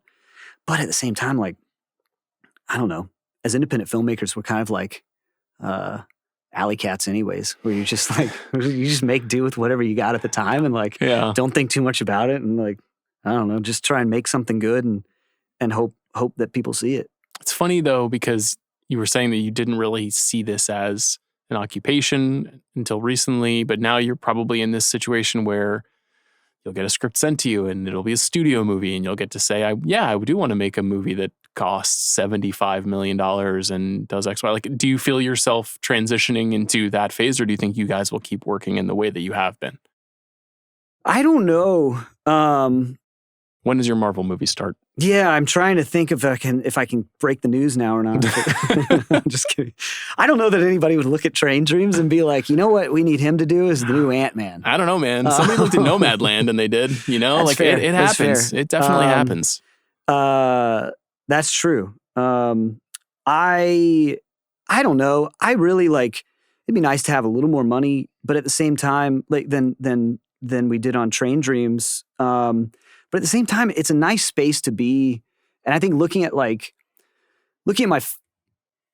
filmmakers who I would love to have a career like, or some sort of like body of work, who? like how the Coen brothers came up, or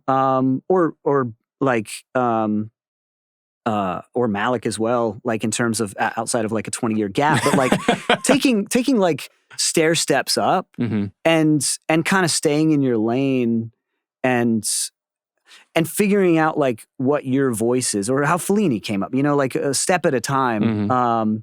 I think is just like it's typically more interesting that way. And that's not to say it's not to make big jumps. A lot of filmmakers do it and do great at it. But I'm kind of a slow learner myself. So Ant-Man 4. Yes. Is that what we're on? I think so. Okay. I think it's 4. Yeah. Right, yeah. Good luck on Thanks. that. We end every episode of the show by asking filmmakers, what's the last great thing they have seen? Are you seeing much as you are exhibiting the movie around the world? Unfortunately, because like I'm like on the road, like exhibiting this movie, and then I've got a 4-month-old at home. Congrats. And thank you. That's insane timing. And so the last great one I watched was How Green Is My Valley? The John, How Green Was My Valley? Definitely a movie with some relationship to your film. Yeah. Kind of similar themes. Oh, yeah. And it's a very good film. It's much maligned historically because it beat Citizen Kane. I know. I didn't realize that. Yeah. But it's a beautiful film. Gorgeous. I think one of Ford's best movies. I agree. And just so I found myself like the last half just crying through the last half. It's hard when you have years like that where we have to have a best, and you've got like Citizen Kane in that movie. It's like, what do you do? But I think in terms of new releases, like, I mean, just like just jumping in the choir here of One Battle After Another. Yeah, you're like the 9th person to say it on the show. Of course. Yeah. It's pretty cool though. What did you like about One Battle? I mean, I'm inclined to like anything that PTA does. Same. And so I enjoyed it. But just like, I don't know, the freshness of it. I could like Benicio del Toro's character. I need a whole movie of him. Like it just, I loved it. Clint, your film is beautiful. Congratulations. Thanks for being here. Thank you very much. Thank you for having me. This was really fun. Thank you to Clint Bentley. Thanks to Juliet Litman. Thanks to our producer, Jack Sanders, for his work on this episode. Next week, Amanda and I will talk about Sentimental Value and Regretting You and take stock of the Best Picture race. We'll see you then.